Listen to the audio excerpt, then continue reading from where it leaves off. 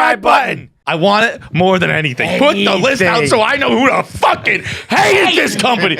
So I know who I can publicly say I hate. I hate people privately. Who can I publicly say I fucking hate you, you fucking scumbag? Are you ready for this?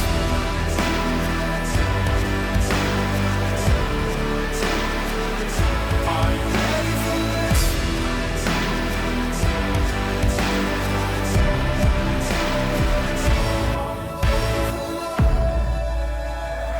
It's another edition of KFC Radio on the Barstool Sports Network. I believe the good Bible, the good word says, the normal shall inherit the earth.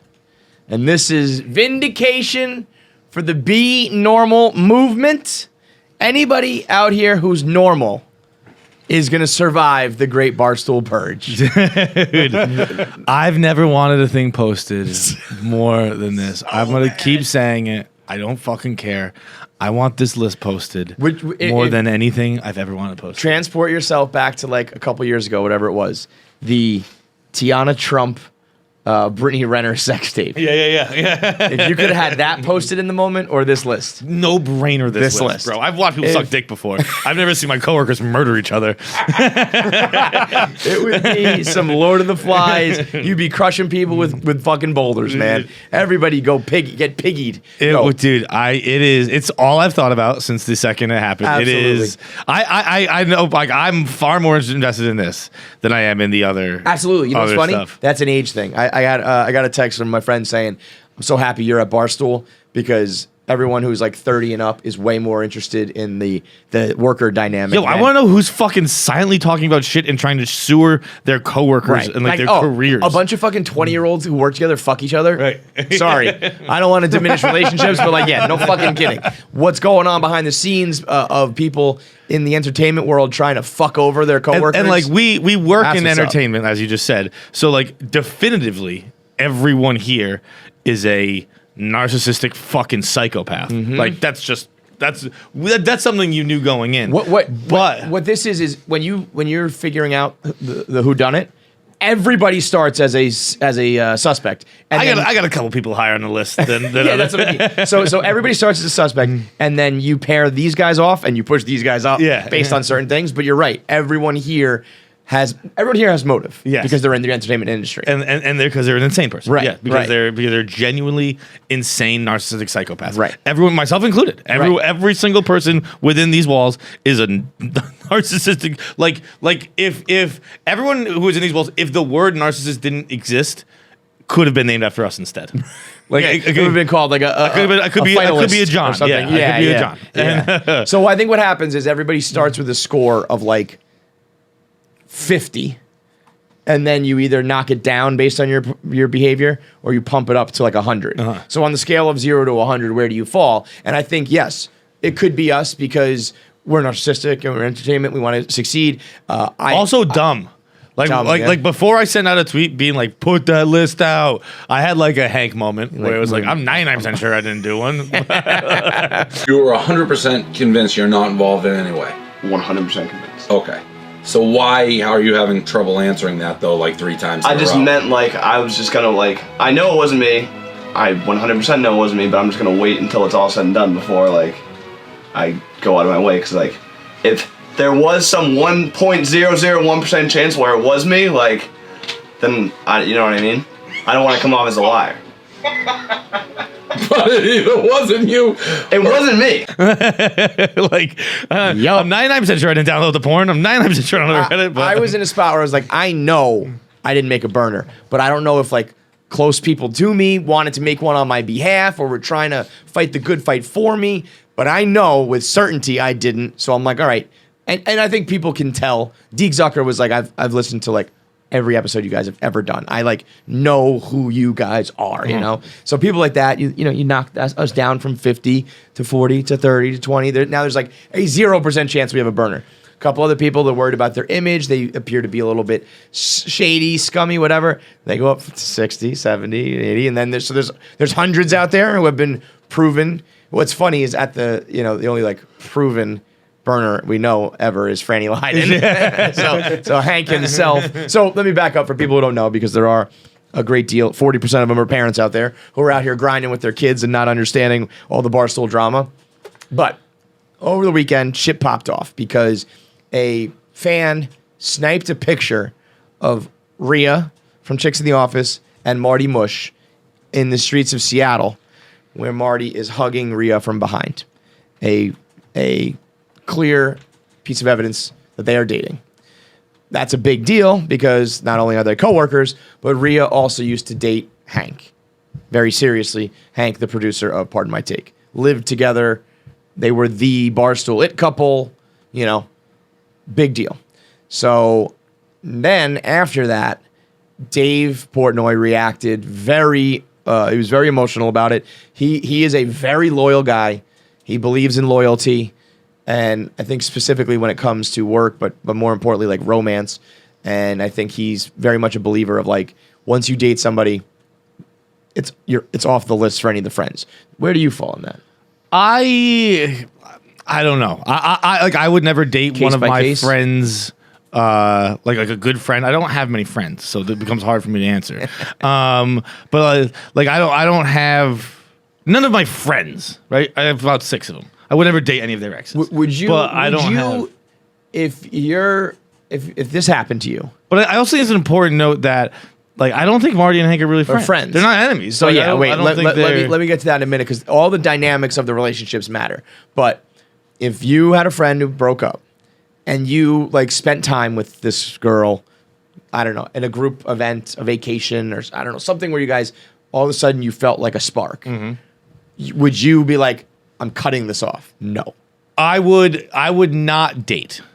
You would. I would, dude. Even if that person made me so happy, I would not date because I'd be like, I would choose To suffer and I yourself? would choose suffering over awkwardness and happiness. Sure. So I'd be like, Okay, fuck it, that's I'll fair. be miserable. But Like, but knowing how we are like depression gluttons, Yes. you could see where a normal person might say, "I'm choosing happiness." I can absolutely Right. see that. I So, 'cause envy I do that see person. both sides I of envy this. that person. Yeah, I'm not because- that person, but I envy them. You know, I don't know the seriousness. I feel like Hank and Rhea were pretty serious. Lengthwise, they certainly were. For all I know, maybe Rhea the whole time was kind of like, I'm having fun, but I'm not like going to marry this guy or whatever. I feel like the movement makes it pretty serious. pretty serious, right? I don't know anything about the seriousness of Marty and Rhea, but if they were like, we felt this undeniable, unstoppable attraction, are they really supposed to say, and I'm not just saying they, is anybody supposed to say, we're going to turn away from that intentionally because of a guy who you broke up with already? You're not going to be together. It's not like I'm breaking you up from that person. You're already broken up, and I have this amazing love. Should I say no? I think in some instances you probably should. I think that's kind of being an adult, is being like, I want this, but you don't always get what you want. Yeah. You know, this makes me happy, but I will find someone else who can make me this happy. Now, I do believe it was said by Dave himself, if they go on to get married, he will respect this. So we got to. All right, We might have to wait a little pretty while. Easy one. Well, tell you what, if I was Marty, I might throw a $50,000 party, pretend I got married, Brother. and then just not legally do it. I would legally do it. I would go the full 9, and then I don't know, maybe we get a divorce one day. Yeah. But I'd be like, oh, you're gonna try to take me down for this?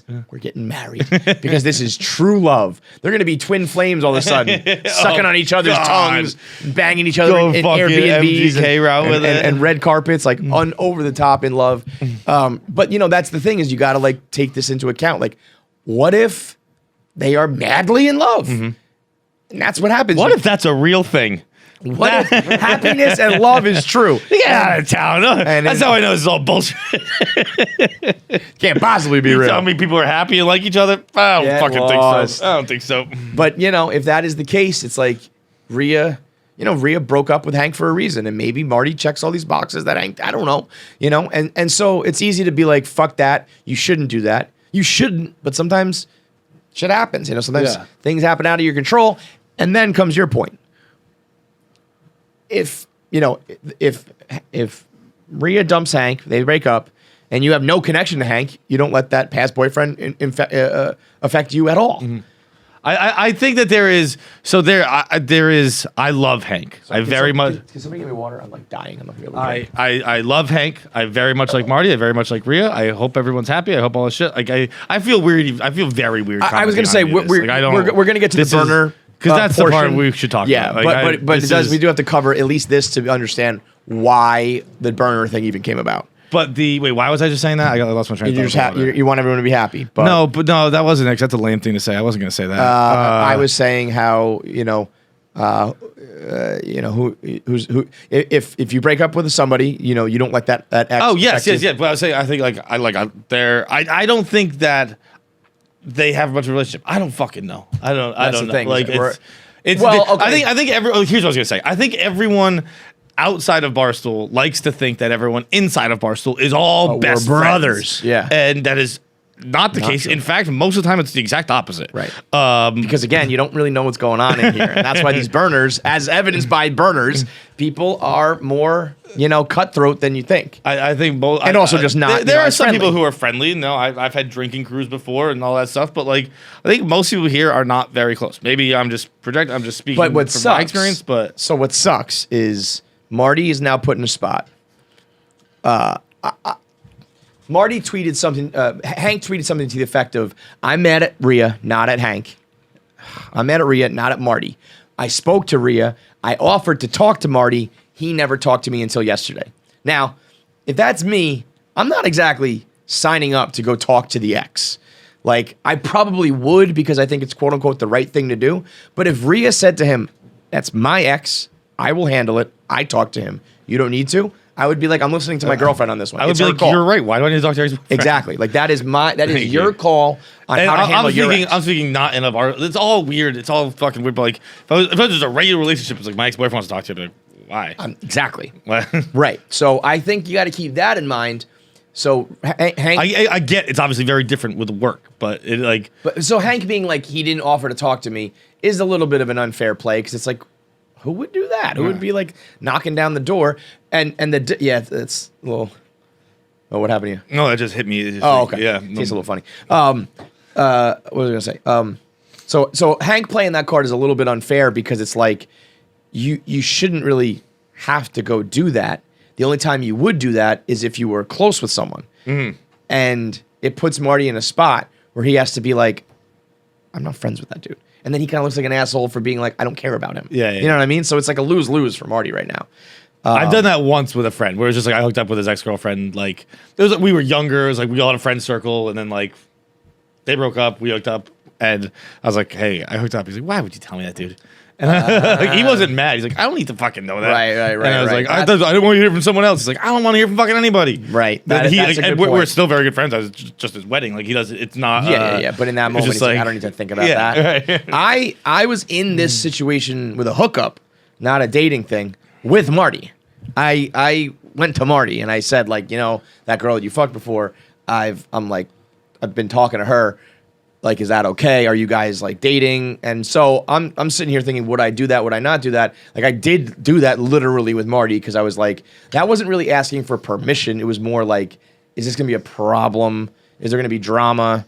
I needed to be able to weigh the the juice worth the squeeze. And he was like, I don't fucking care. Because that was just girls we were hooking up with. It wasn't anything serious. But if I was willing to do that for a random hookup. You got a lot of little cross-pollinating going on, huh? Do I? I mean, the one the other day. That was. Did you see what he did? He was like, you've been doing what now? He's like, literally, let me sip my tea. I was first with one and second with another, though.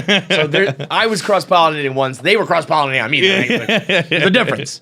Whose cum was there first, all right? Whose pollen was there first? Don't get me wrong. I'm not someone who can talk. I was going to say, I bet you if we broke down the pin board, it'd be a lot. The Venn diagram would be just like this, bro. So if it was a relationship, I most certainly would kind of talk about it then. But that debate basically boils down to two things. What do you believe in as far as bro code or girl code? Is someone completely off limits? And if they are, then you'd be like, fuck Marty.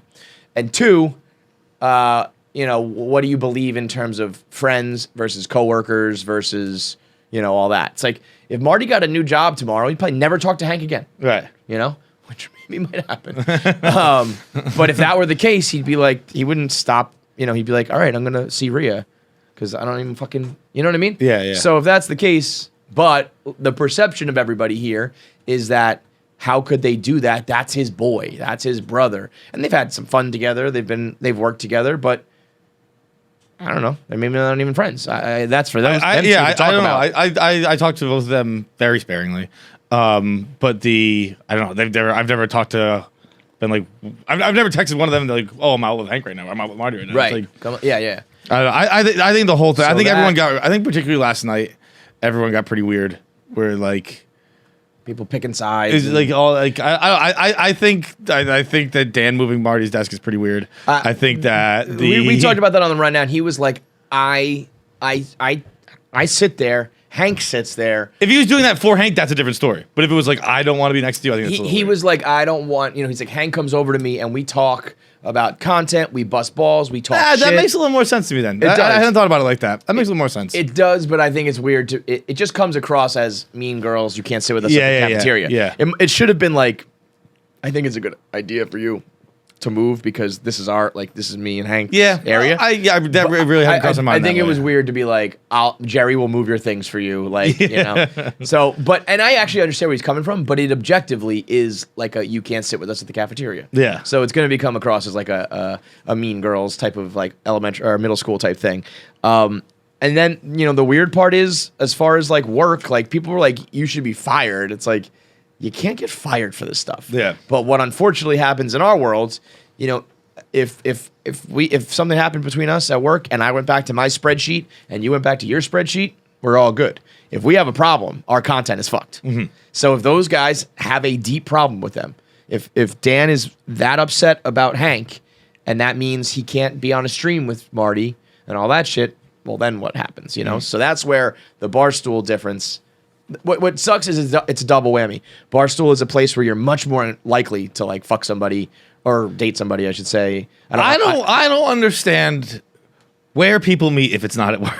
That's the thing. I mean, that's why I shouldn't say that because Barstool, everyone's young, everyone's drinking, and you're probably traveling a little bit more. You're probably a little more heightened to hook up, but everybody at work at every job fucks each other because that's where you spend all your goddamn time. Are literally all the time. Where That's what why you it have confidence? happens. You talk to people in bars and shit? No. When I doesn't go to a happen bar, anymore. I fucking put my head down and I quietly sit and ponder things.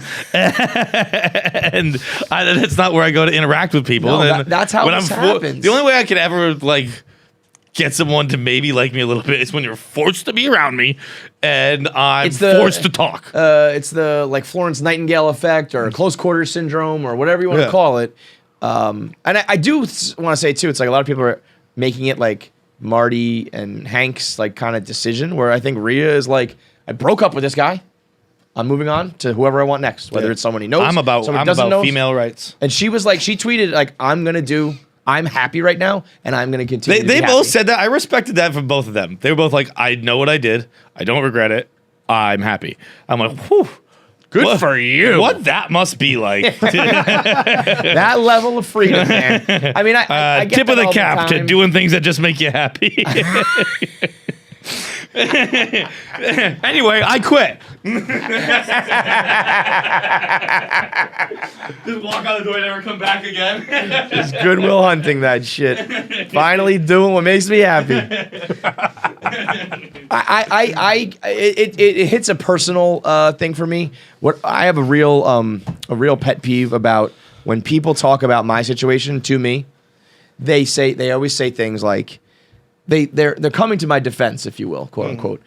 But they all always say something like, "Now listen, we know that you fucked up, dude. We know that you made the biggest mistake you can make. We know that you did something, but hey, everyone's got to move on or whatever the fuck, And I'm like, didn't need that little caveat disclaimer at the front.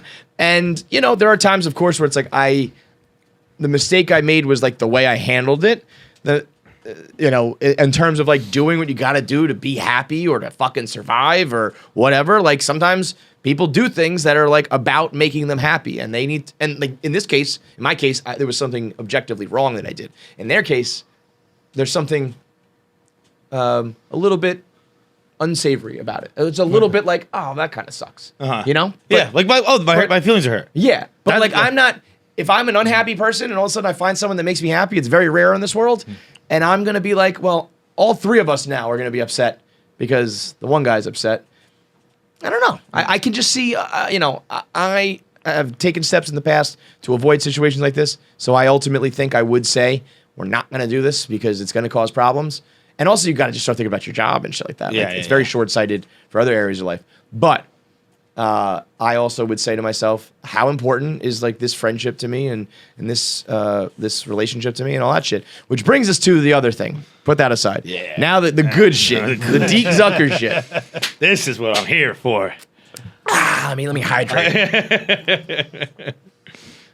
Deke Zucker, which I just learned today is supposed to be one of those Bart Simpson jokes for Dick Sucker. I did not know. Deke Zucker? I don't really know. That doesn't sound that way. It doesn't roll off the Because tongue. also Deke Dick is a Zucker. name. So Huh? Dick is a name. So you don't need to fake the Deke part. Right, So it's you can be true. like, is Dick there a Zucker. Dick? Is there a Dick Zucker here? Yeah.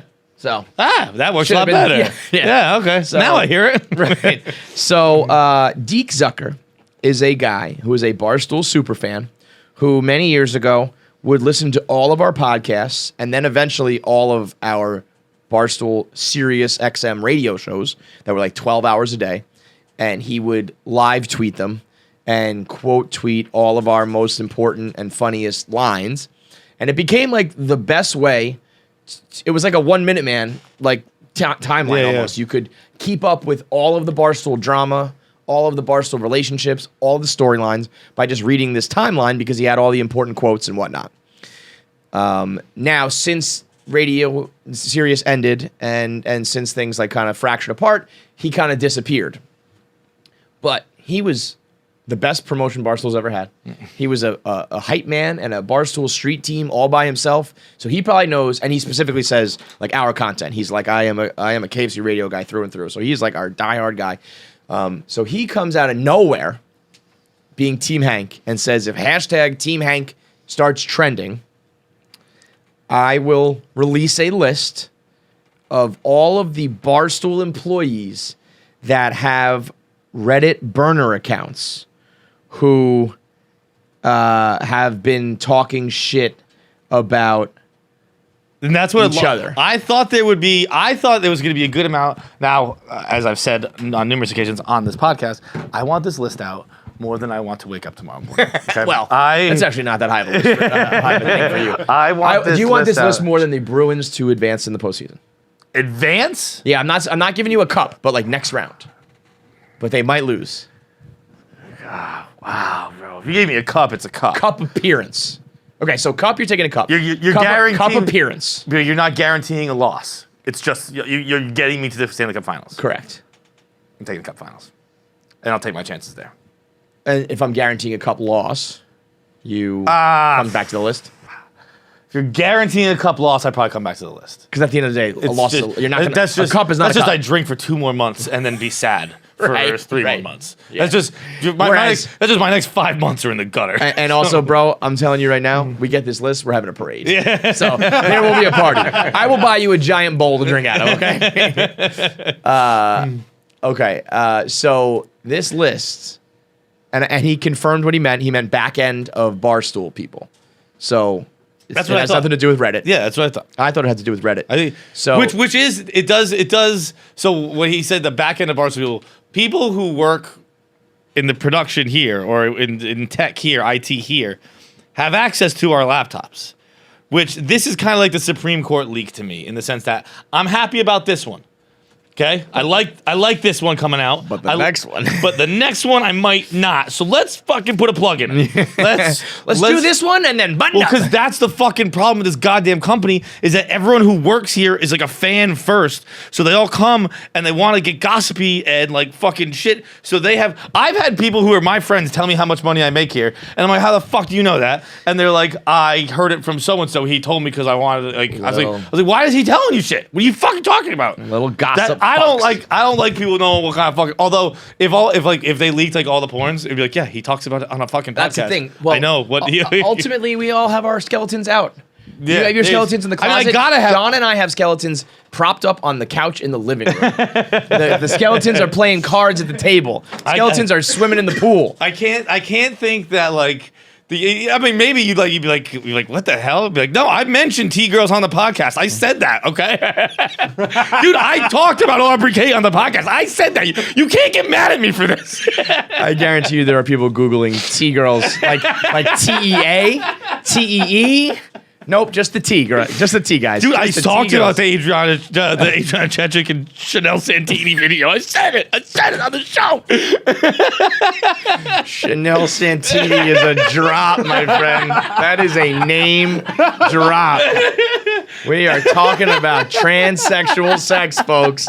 We are talking about transgender porn, folks. Let's go. Chanel Santini. Dude, that oh shit my just God. is on your fucking front page now. I think they're just trying to you might like this. Yeah. Sorry, I got the baby blue and the pink fucking flag, so whatever. But anyway, people who work at Barstool Sports, stop telling everyone our business. The gossip's out of control, bro. It's I really believe that gossip at every workplace is out of control. It's just that ours happens to be usually like a little bit more of entertaining gossip. You know what I mean? It's like, did you hear that Brett is in a fight with the girl from sales or whatever? It's like, who cares? Right. But did you hear about like these two are fucking when they were partying in here and they're partying, they travel together there and they're these two hosts a show together but secretly hate each other and like all that shit, you know what I mean? So it's a little more salacious, so I think it has a little more rumor appeal, but it's out of control. But Deke says, and it all does come from, who's sweating the most is like that person. Like the leak in our end is probably like, yeah. Well, because that person gets fired for sure. Because you can't of be like going through our laptops finding stuff out like that. Right, I mean, right. I guess you can. I guess that's what a work laptop is.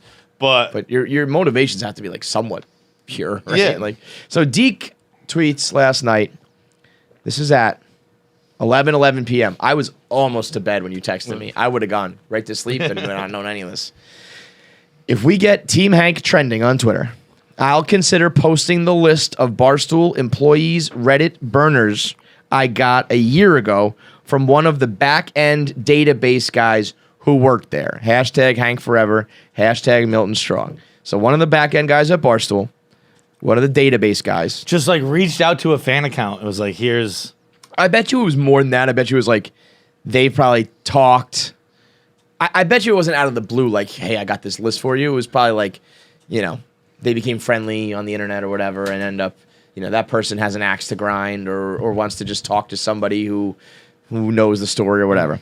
Then follows it up and says, oh, I also have the screen caps from deleted burners dating back 5 years ago. He puts 5 in caps because I think if you do a little math and figure out what was going on in my life 5 years ago. He says, not saying I'll do it, but I will say if I do, KFC and 5 or 6 others will be bringing baseball bats into HQ. Hashtag wow. Team Hack. I didn't Hashtag even Team put that Hank. together with the 5. That was Hashtag 5 years ago, Snakes in first the of all? Woods. Yeah. Jesus Christ. Going on 5. Hashtag Team Hang. Hashtag Snakes in the Woods. So I'm sure there was a bevy of snakes and rats and haters in the comments of Twitter and the blog and Reddit and everything, talking all sorts of shit about me when I went through Which my surprised scandal. me. That tweet surprised me very much because if you had to ask me who the most likable people in the office are, like most most well liked people, because you're not very likable. No, that's a good distinction. The most well liked people in the office are. I would have you towards the top of the list. Not towards the top of the list. I would have you like in the top 5. I would have I honestly Spider, Za, Trent, Clem me. But Clem's not. I mean, in the office. Yeah. I honestly, I will say for myself, for once, I will agree with you, and I actually think that too. That's what hurt me so much about this is I can't decide what's worse, if it is about the cheating and the divorce, or if it's about everything else. Yeah. Because on the one hand, if you talk shit about like my personal life and the divorce and the cheating, when you really don't know all the details and all that shit, I think you're a scumbag. Nate did it to me on the rundown that one year, Which is why I don't even like talking about what we talked about to start the show, because like, I don't know everything that happens, right? Like, and you don't know with any relationship, right? Yeah. So like I tried to do it as broadly as I could, but I don't know anything about that relationship. when Nate, and I don't know anything about that friendship, and that's what this is. This is all gossip. That's why it sucks. When Nate did that to me, I was like, like eat shit and die. I want to shit down your throat until you're dead. But like then we kind of squashed it, and I mentioned this on the rundown. I don't mean to keep bringing it up because we are like fine. But I did say to him, I'm like, we'll never be like totally cool again, because I will remember that time at like my lowest where you were happy to publicly, dance on my grave a little bit. And so I'm sure there's a lot of people who said I used to post on Instagram and make it look like I was happy, and then all that happened. And it was like, yeah, I don't know. Sometimes I was happy, and sometimes I was trying to salvage things, and sometimes it wasn't all bad. And I'm sure there are people who think I was phony. I'm sure there's people who got cheated on themselves and maybe were taking it out. And I'm sure there are people who just don't like my personality on top of it all. So, but that I at least can understand. I even had a couple close friends outside of this Barstool world who were like, kind of oddly disappointed, and I was like, you really shouldn't care this much. So I'm used to, unfortunately, like I learned enough about some people who were ride or die and some people who were a little bit like judgmental.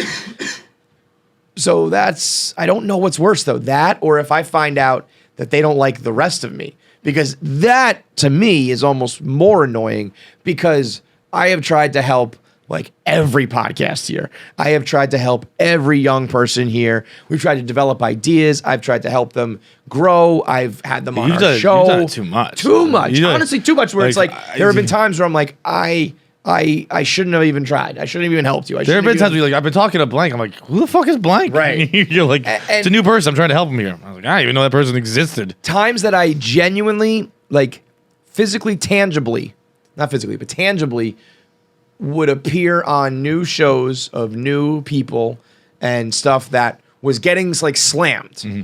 And I was like attaching myself to a failing product to try to help them. And I would catch heat, and I would get lumped in with the jokes, and like that episode of that show was brutal or whatever, where it was like I could have easily said, this is I a know bad the shows you're describing right now. I did a couple of them. We're always the first because we're nice guys and we say yes, and we actually do want to help. At the end of the day, I don't really care. But there are, in entertainment, when people are like, don't attach yourself to that sinking ship sort of thing. Yeah. Well, I would always jump on the ship and try to fucking bail out some water to try to keep you afloat for like 2 more days. I had a glass. Yeah. But like, so there are times where I definitely did that, and I was like, I shouldn't have.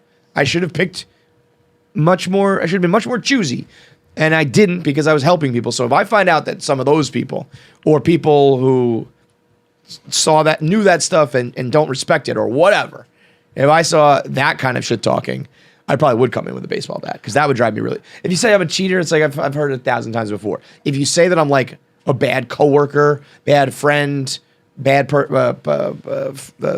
personality, whatever, like, well, wait a second, what the fuck's going on here? You have to be the top of the list, dude. Smitty reached out to Deke, and Deke was like, the only person who got it worse than you was KFC. That's crazy. Why does everyone hate Smitty in the office? To be the number, well, it's not also it's not everyone. It's the people with burners, the kind of people who make burners don't like blank. But it's also, it's not even necessarily hate. I mean, you got to hate someone to do this. But he said, let me read the exact quote. It's much more like conniving and like calculated than like, I just hate you. It's like, I want to end you, He said. But why do you think you have that ability in a Reddit thread? While I don't think that it like commenters have that much power, like we very much know that Dave reads the Reddit. He has like openly said that, where he said before that that's how he keeps up with content, which is you mentioned pretty unfair to say that. It's like, so my future is in the hands of these. Like I've thought about that before, where it's like he has also said that I'm one of the original guys that can do whatever I want. But I'm sure if that's the case, he reads the Reddit and thinks like, all right, nobody likes KFC because that's what they say about me on there. But I think that Reddit and comment threads and stuff like that have the power to sway like overall vibes of a piece of content or a person. Like, Yeah. I was saying, I agree with that. It's like why Russian bots exist. Like, yes, it is. it's that. If it's everyone who replies to a tweet is like fuck you, fuck you, fuck you, you're like, oh, the well, term saturation. Yeah, They call it you're like, oh, I saturation. don't like this person, even though Yes. you might have liked that tweet. You're like, wait, I don't like this. Exactly. And that's why, because I'm a person with no principles or convictions. And But you actually are. So like, You actually would like, if you like something, you'll say you like it, Yeah, even if yeah, the yeah. comments are saying otherwise, and vice versa. But I will. There will be But it'll doubt be in your my head. Exactly. Yes, where there'll be a little like, and there's a ton of, because people like to like the cool thing and not like the lame thing.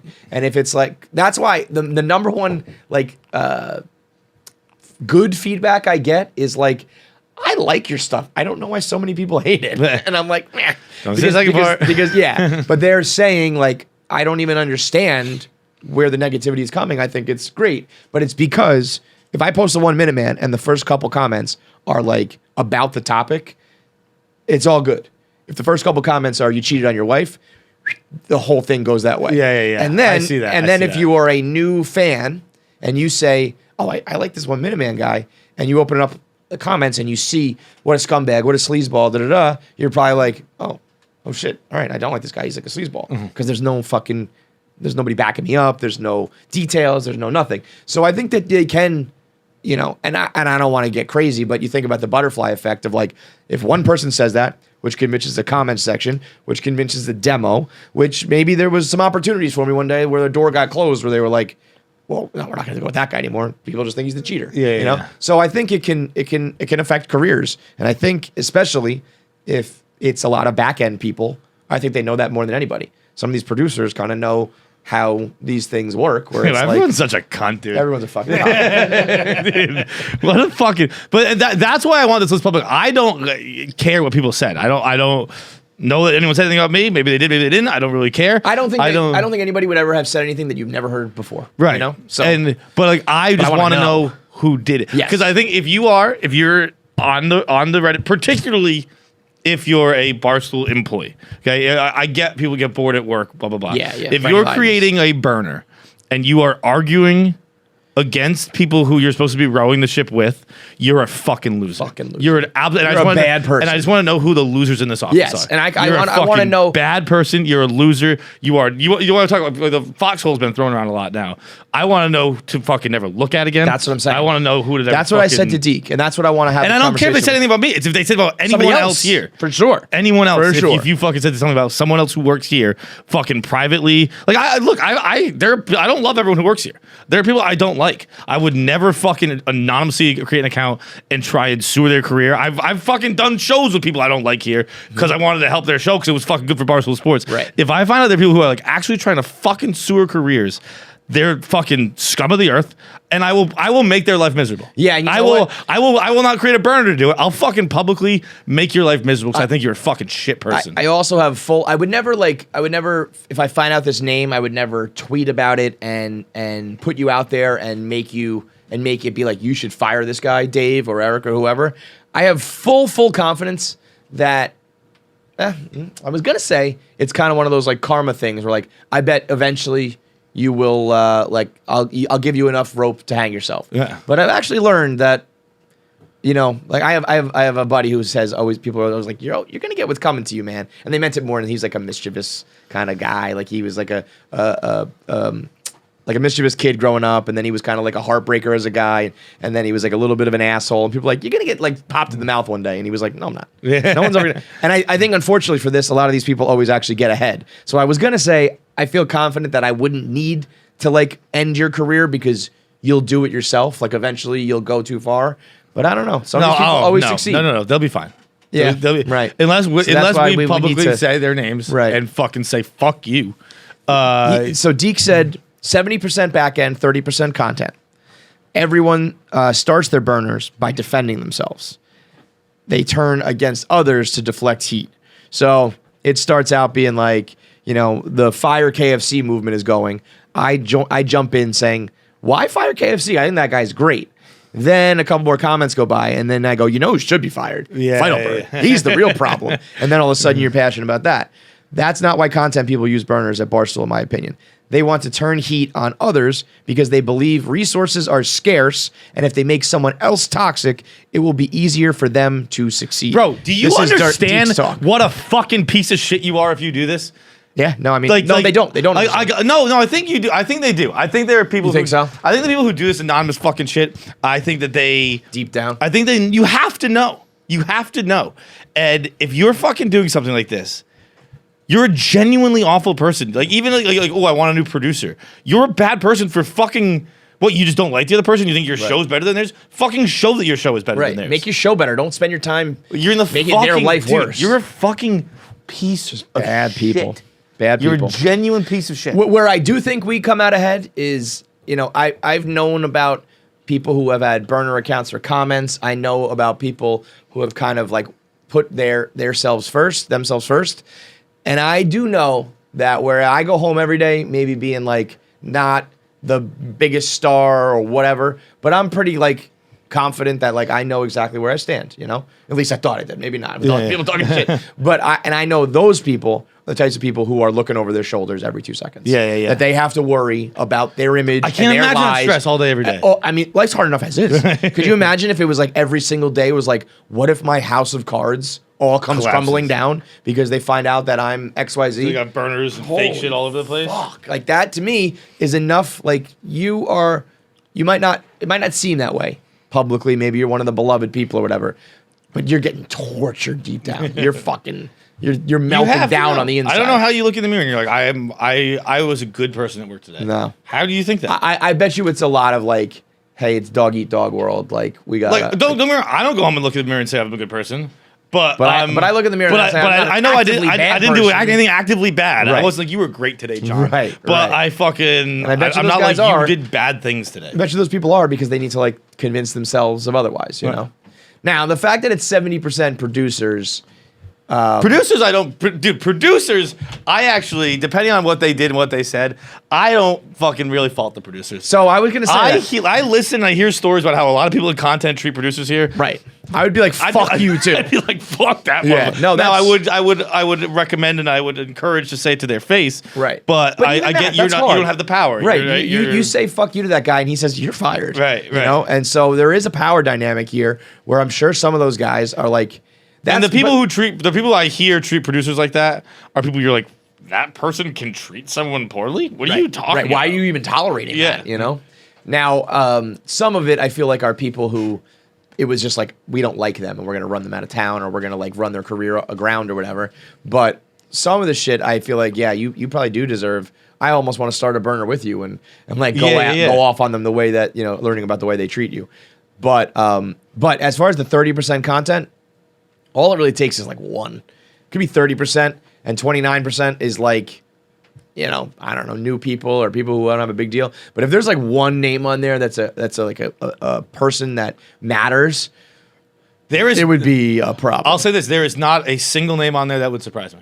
That's what I said initially. I said I bet I wouldn't even be surprised by There- this, and Deke said you wouldn't be. But there's like it doesn't matter. It doesn't matter.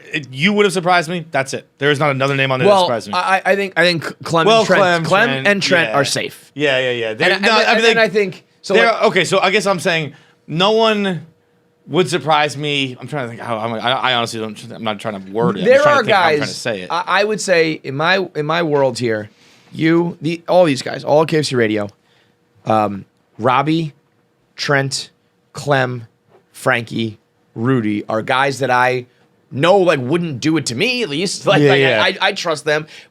Could I 100%? The only person I could like 100% say, like if a couple of those guys came to me and said like in a moment of weakness, dude, I caved in and I made a burner and I said like fuck this guy. I just don't. I think Clem and Trent are the only guys who wouldn't. Yeah. Everybody else is like, I don't expect you to, and I'm 99% sure. But if you told me that you just were like, I made would be like, what? Yeah, right. Like that's crazy. Yeah. There is. I mean the whole Everybody company, else is fair game. I can see it. Yep. And producers and management and like everybody. Yeah. Oh yeah. Like No, I probably mean, even more so. from. I mean, absolutely everybody would not surprise me. I'd be surprised to see my name. On It was this. my name. I'd be like, oh, fuck, when was that? Now, and you also got to remember that if this is Barstool IP addresses, There are, by the way, sorry, I just want to forget before I forget to say this. There are people. I got a lot of texts last night because I think I was the first one to be like, "Whoa, let's go!" And then I got some texts from people last night being like, "Let's go!" And then I got some texts from people last night being like, I don't think it's real. I bet they made it up." And I was like, "Sounds like someone might be on that list, bro." Yo, I got text messages last night too. If your text is not "let's go," we know. We know. There is only one appropriate response right now, and it's "oh fuck yeah." Otherwise, man, and that's where the true snakes. That's where the real snakes shine. Like the real snakes would be the guy who's like beating the drum, like release it. Like truly George Costanza going to the end of the earth with a lie. Because that's where you got. I almost didn't say because I thought people would think that's what it is. It's all so mental. It's always that. But guess what? I want it more than anything. Put the list out so I know who to fucking hate this company. So I know who I can publicly say I hate. I hate people privately. Who can I publicly say I fucking hate you? You fucking scumbag. Amen, brother. Release the fucking list. It's not new. It's something that's been going on for a while. Franny Lydon was the first case that we knew, which is funny that Hank. That was also that. Like I was thinking about that today with like. Even in that one, I didn't care because I think I liked Hank so much. Yeah. So that one, it really there matters. are people who could be on this list that I don't care. Yeah, but that's not true. No, That's not true. No, you would 'cause- care a little less or whatever, but like. Hank was doing it all. He was like, I don't think it was fire. You know, it was like I remember Franny Lydon said something nice about me, so I was like, eh. Yeah. Franny Lydon was cool to me, so I was like, I I'm think all Franny good. Lydon loved you and K. Markham. Yeah, it was like, all right. Well, I like Franny. It's like, shout out Hank. But the general practice is what happened with there was Hank was kind of like a puppy, where it was like, Yeah. I don't know, I thought it was cool to be like a bad guy for a day. Like, you know, this is much more calculated and evil. But the my favorite story ever about burner accounts, because there's, I mean, you know, catfish and all that shit. There's like a whole industry built of this stuff. But you brought up a old school classic Barstool burner story that involves one of the all-time characters of the early days of Barstool, a gentleman by the name of Venerable Alfred. I believe was his name. That was that's a guy for Okay. sure. I'm pretty Whether sure he or this not was was the him. one. Yeah. Okay, So Venerable Alfred's for sure a guy. Venerable Alfred was a Barstool commenter. In the early days, there was probably about 10 guys that you knew their names. Heated 76, who had the battering ram right hand. Yeah. I remembered Steak and Shake was one. I don't really remember any anymore. There was a time when I definitely read the comments. They were all, so many of them were like 40-something-year-old men who were in miserable marriages who would just come to the comment section and be like, I hate my wife so much. And I thought that was always so funny. And I was like, this is probably foreshadowing. But one of them was also the Venerable Alfred, who played, who we thought was a man from the United Kingdom. Yeah, well, this all came up because you were talking about your Mets guy. Oh yeah, there's a Mets fan in the UK who he watches the games all the time. But And they were as like, we you started guys to are like, you're like, he's this big meathead who's tan and he fucking yells at the fucking this. And I was like, dude, that's just a Mets fan. I was like, he was this like, he's a guy in Queens. He's a guy in Queens pretending he's British. And then it made us think of Venerable Alfred, who was.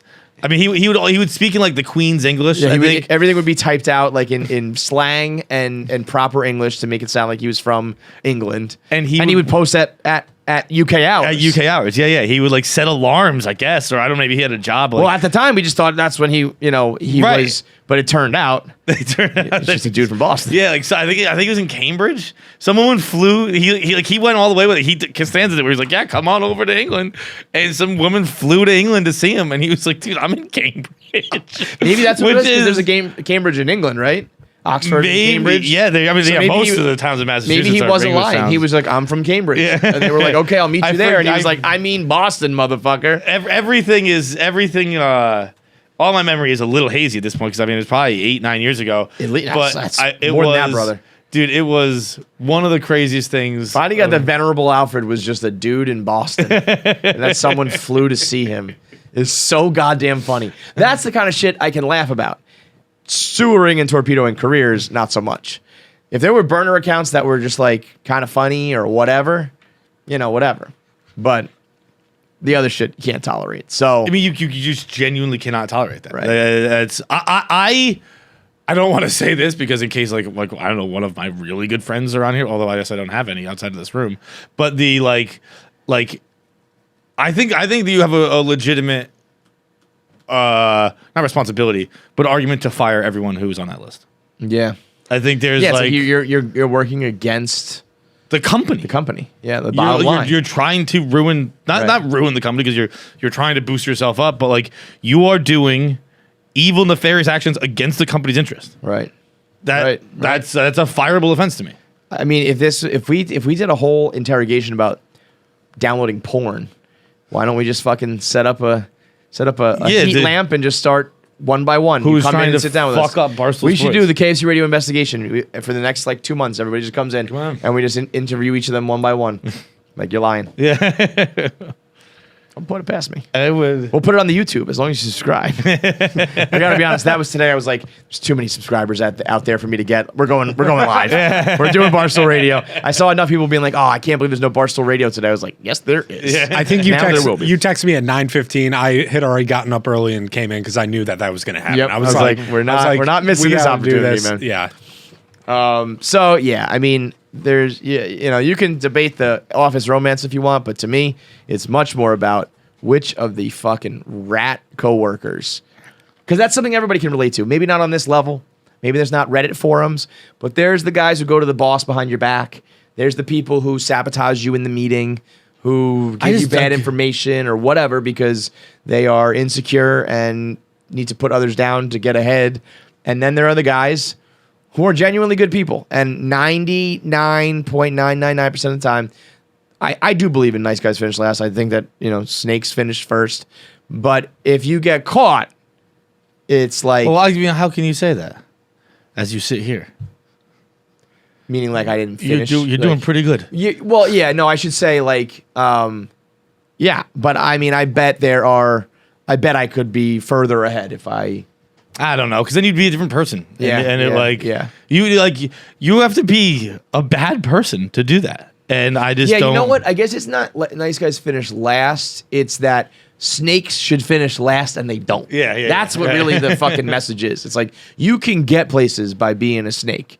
And I actually always encourage it, snake it till you make it and stuff. But that's, cutting There's a corners difference and between nefarious that and, shit is the problem. And fucking like creating burner accounts to fucking sabotage people you work with. Yeah. I think there's during my presentation, think about the fucking I don't know, think about the real world effect that has on a person. Right. Even if it's families and kids and shit. I'm not even talking financially. I just mean like I don't know, if the person you're doing it to also is on the Reddit and they're going to fucking bed every night, like absolutely, like I'm gonna lose my job. I'm Dude, so everybody in this company is on the Reddit. Like, we're the only two people in the company who don't read the Reddit.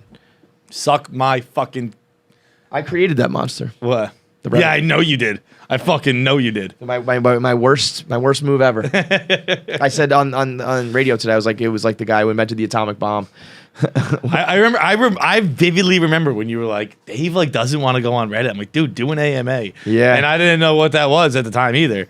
And I thought of Reddit as this place of like the internet, like the front page of the internet. Where it's I was like, we're an internet company. We want to be like on the cutting edge. Let's be on Reddit.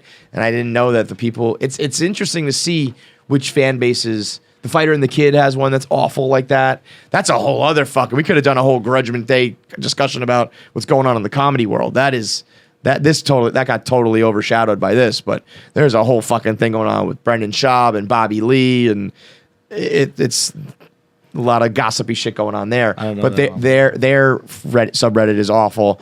And then there are probably ones that are like, we prop you up and we love the show. Must be nice. Must be fucking nice for real. It must be nice. But yeah, so I don't know. Let us know who you think's on the list. Well, maybe that's what we do. Top 5 burners. Top 5 burners. Top 5 burners at Barstool. Top 5 people most likely to have one. Let's do it. Let's do it. All right, we're getting into top 5s, but first, the little black notebook. Two super quick things just today. One, I was at a bar Saturday. It's this bar in Westport where my parents live, and it is like when you're in this bar, it is like you are in a bar. It's an unbelievable bar. It's so fucking awesome. But it is like you're on set of The Perfect Storm. What bar is it? It's just called the Westport Social Club. Oh, okay. And it is like it's just very like I posted a picture on just my Instagram story that night of like, there's a dog that just runs around the bar. Like, Oh, yeah, yeah, like, yeah. He just jumps up on the bar stools and just sits there. And like, it's just like, love spots like that. dude. So while the dog jumps up onto the bar stool, this guy comes over. He's a bigger guy, bald, big beard. He's got like a fucking union pipe fitter shirt on or something. A union shirt on. Yep. And he kind of cozies up next to the dog. And then another older gentleman comes. He's got like a fucking Barracuda jacket on. Well, got a lot of Barracuda jackets in my life these days. And he's like petting the dog, but he kind of fucking bumps into the other guy. And they're friends. They know each other. Yeah. And the guy turns around and he's like, "Look, if you're gonna pet the dog, pet the fucking dog. Don't fucking pet me, okay? Fucking touch the dog, not me." And the older guy, he's like a much frailer older guy than that guy, but they were together for some reason. He turns around and says to me, just because I happen to be standing there, he just goes, "He's just got this really weird thing with gay." He goes, almost like it's a phobia or something. And I was like, if only there was a word. It's like a gay phobia. It's like a homosexual phobia thing. Like, is there something people call that? Is there a term for that? I started dying. That is hilarious. He was like dejected from it. He's like, he's just got this really That weird is gay fucking thing. great. Like it could be like a phobia. And my other quick story. So today I was sitting in the gambling cave, whatever the fuck we call it, TVs. I was sitting in the room where TVs are, and there are a bunch of the producers in there, and The rats. yeah. And one of them was like. He's like, "Oh, did you know you can like?" I guess they were looking at the Barstool Instagram, and I guess there was an Instagram posted where like you can basically highlight text on shirts now in pictures, and then because of that you can highlight tattoos, and the whole thing is to say that like I'm trying to pull up the video, but we have no internet. The internet company. No, I guess it's not on the Barstool Instagram. Whatever. The point is, there was some young girl. She got a Chinese tattoo on her back, and the Instagram was like, it's like highlighting the tattoo, and then it translates it all in a picture. Oh, cool. Yeah, it was very cool. And I immediately was like, "What does Riley Reid's back tattoo say?"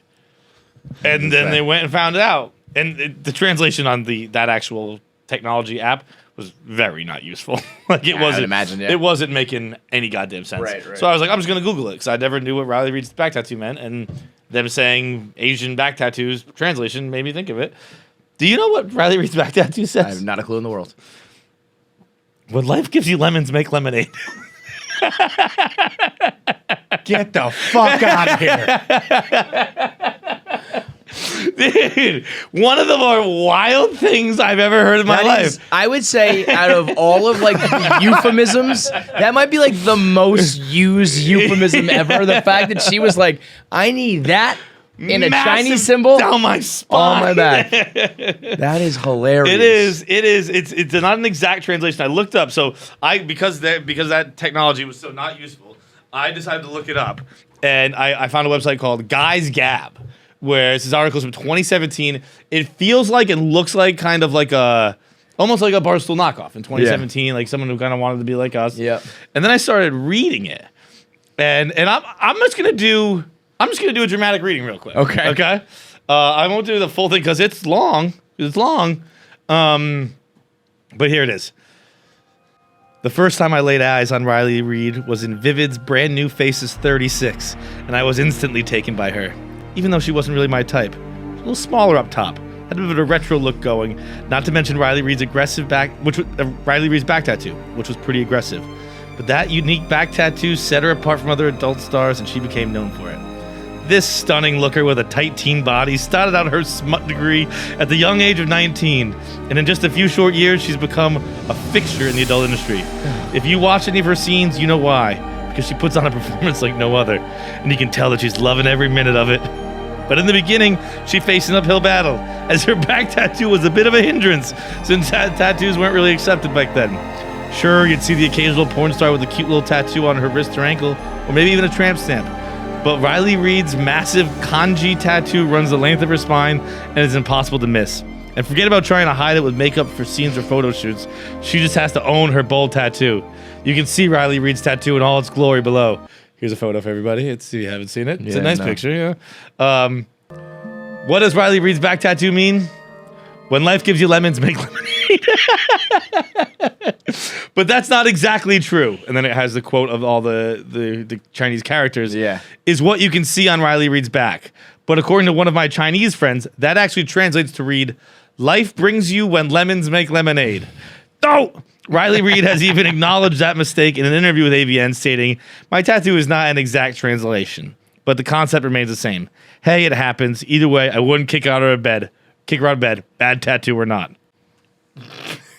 Bro, I'm trying to think of her, like, what made her, like, what could you get on there that's more cliche? Like, what phrase? I honestly don't think there is. Yeah, you know, like, I'm trying to think of something more. Treat others the way you want to be treated. Yeah, like the golden rule.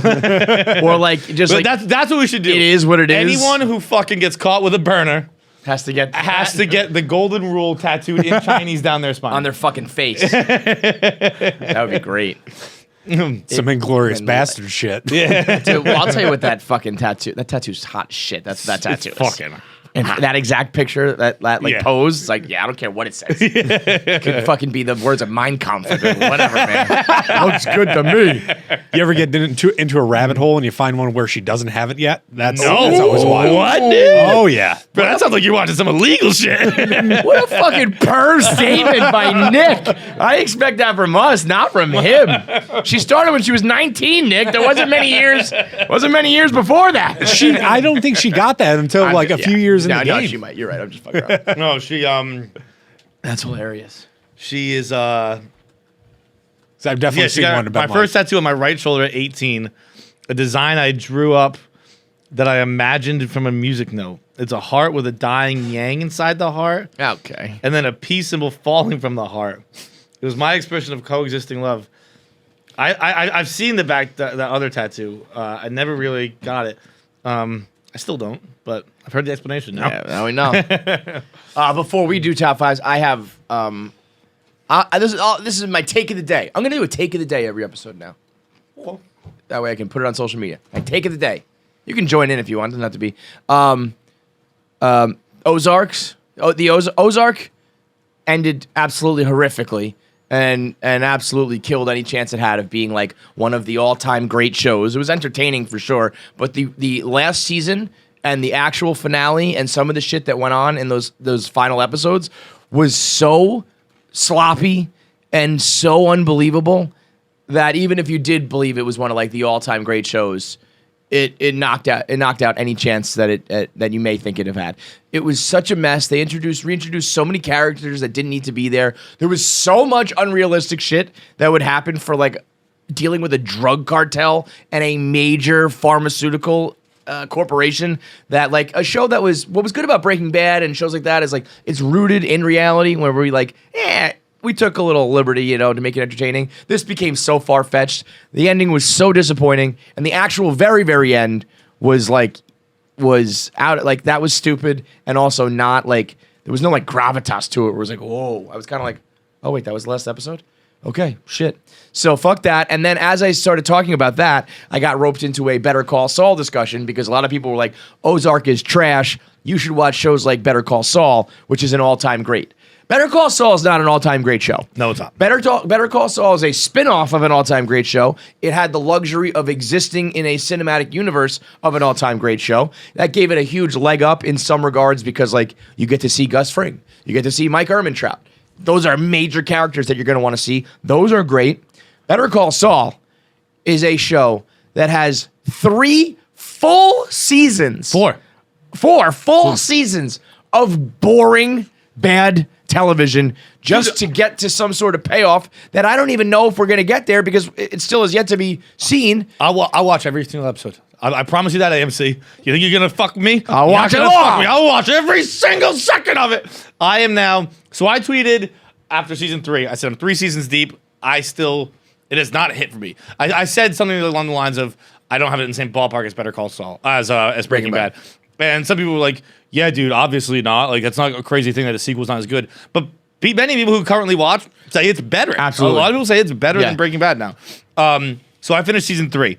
And even the people who say it's way better than Breaking Bad were like, I get your complaints. Thus Right, far. that the beginning is they're like, insanely but it gets slow. crazy. They're like, Lalo Salamanca comes in and he's like one of the all-time great villains.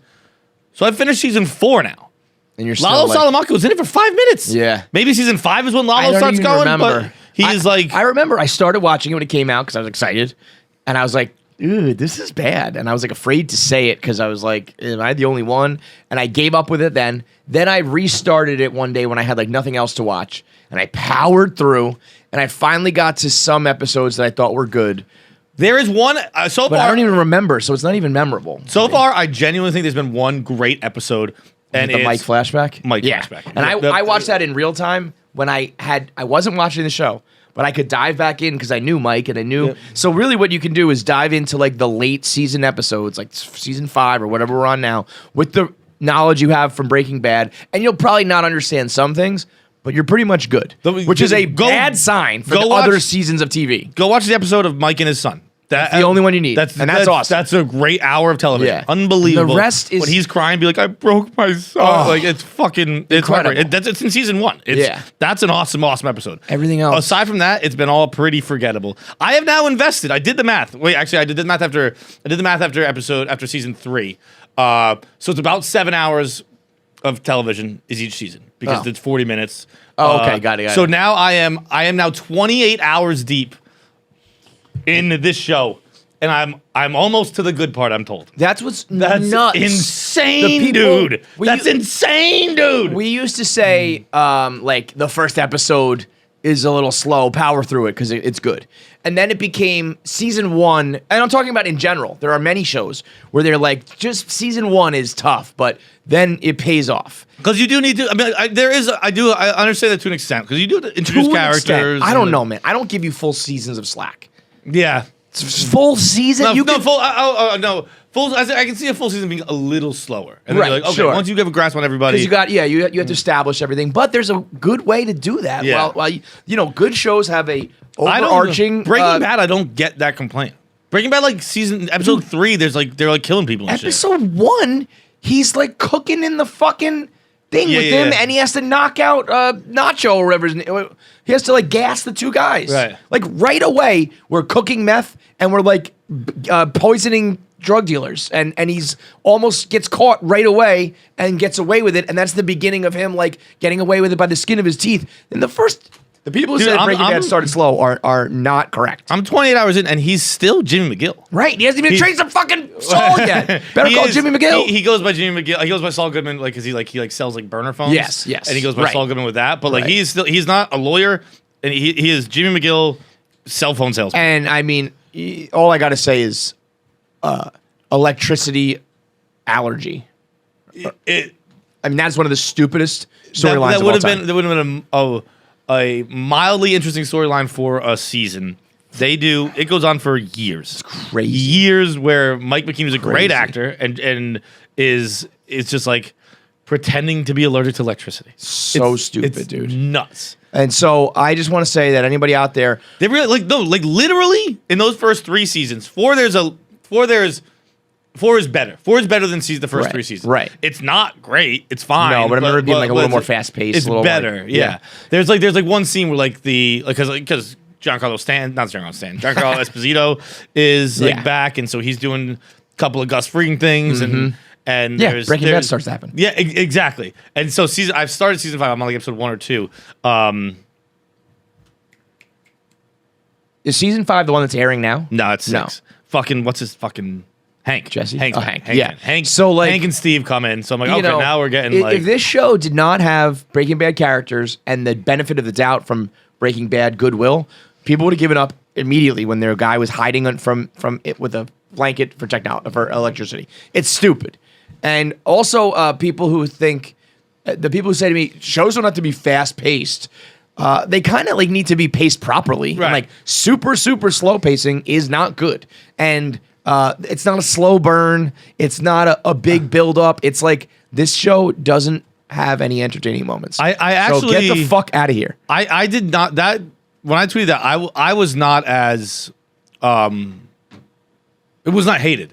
But even people who watch the show agreed. They're like, you're right. Right. I expected a big wave of disagreement. yeah. People So seem to if you tend, admit like, that multiple seasons are slow and boring, then the show is bad. That's just a fact. And so I guess again, I 28 guess, hours. yeah, like 28 hours invested. Just in give this show. it, fucking a work week. No, dude. I've watched 40 episodes because they're all 42 to 47 minutes. 40 episodes before it gets good? And actually, No. it's more than that because some of them are like an hour long. So I would say I'm gonna give myself an even 30. I have 30 hours invested to the show. And you like barely like it. And that's, I guess, to wrap up my take of the day, like I guess to sum it up, what I think is interesting is that for some reason in the television world, standards are extremely low and patience is extremely high, and that is nowhere else in entertainment.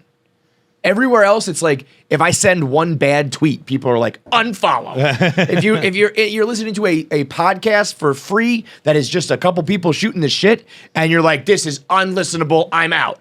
But in television, you like a certain director or a certain actor or a certain series, and you refuse to admit that an episode, a season, or a series is bad, and you will watch it an endless amount of time for a possible payoff. Everything else, that song sucks, that podcast sucks, that person sucks, that everything sucks. But TV is like, nope, this is great because it's a slow burn. This is great because I know the guy's name and some critic told me it's good.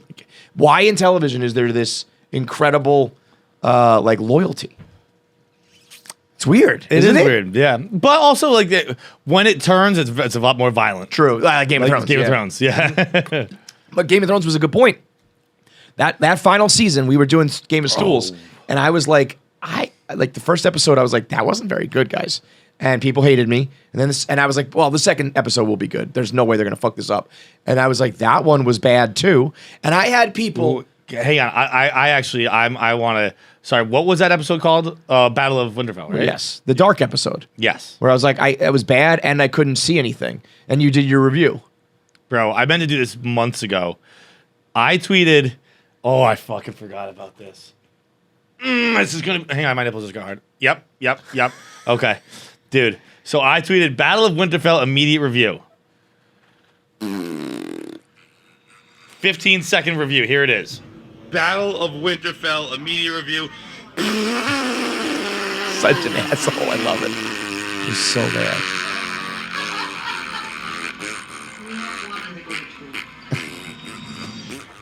The Tom Segura's mom fart right there. Dude, I want to go through some of these replies. Because people were fucking, furious and acted like you were the moron and you're a child. And I used to like you. Wrong, so wrong. Worst takes of the century wrong.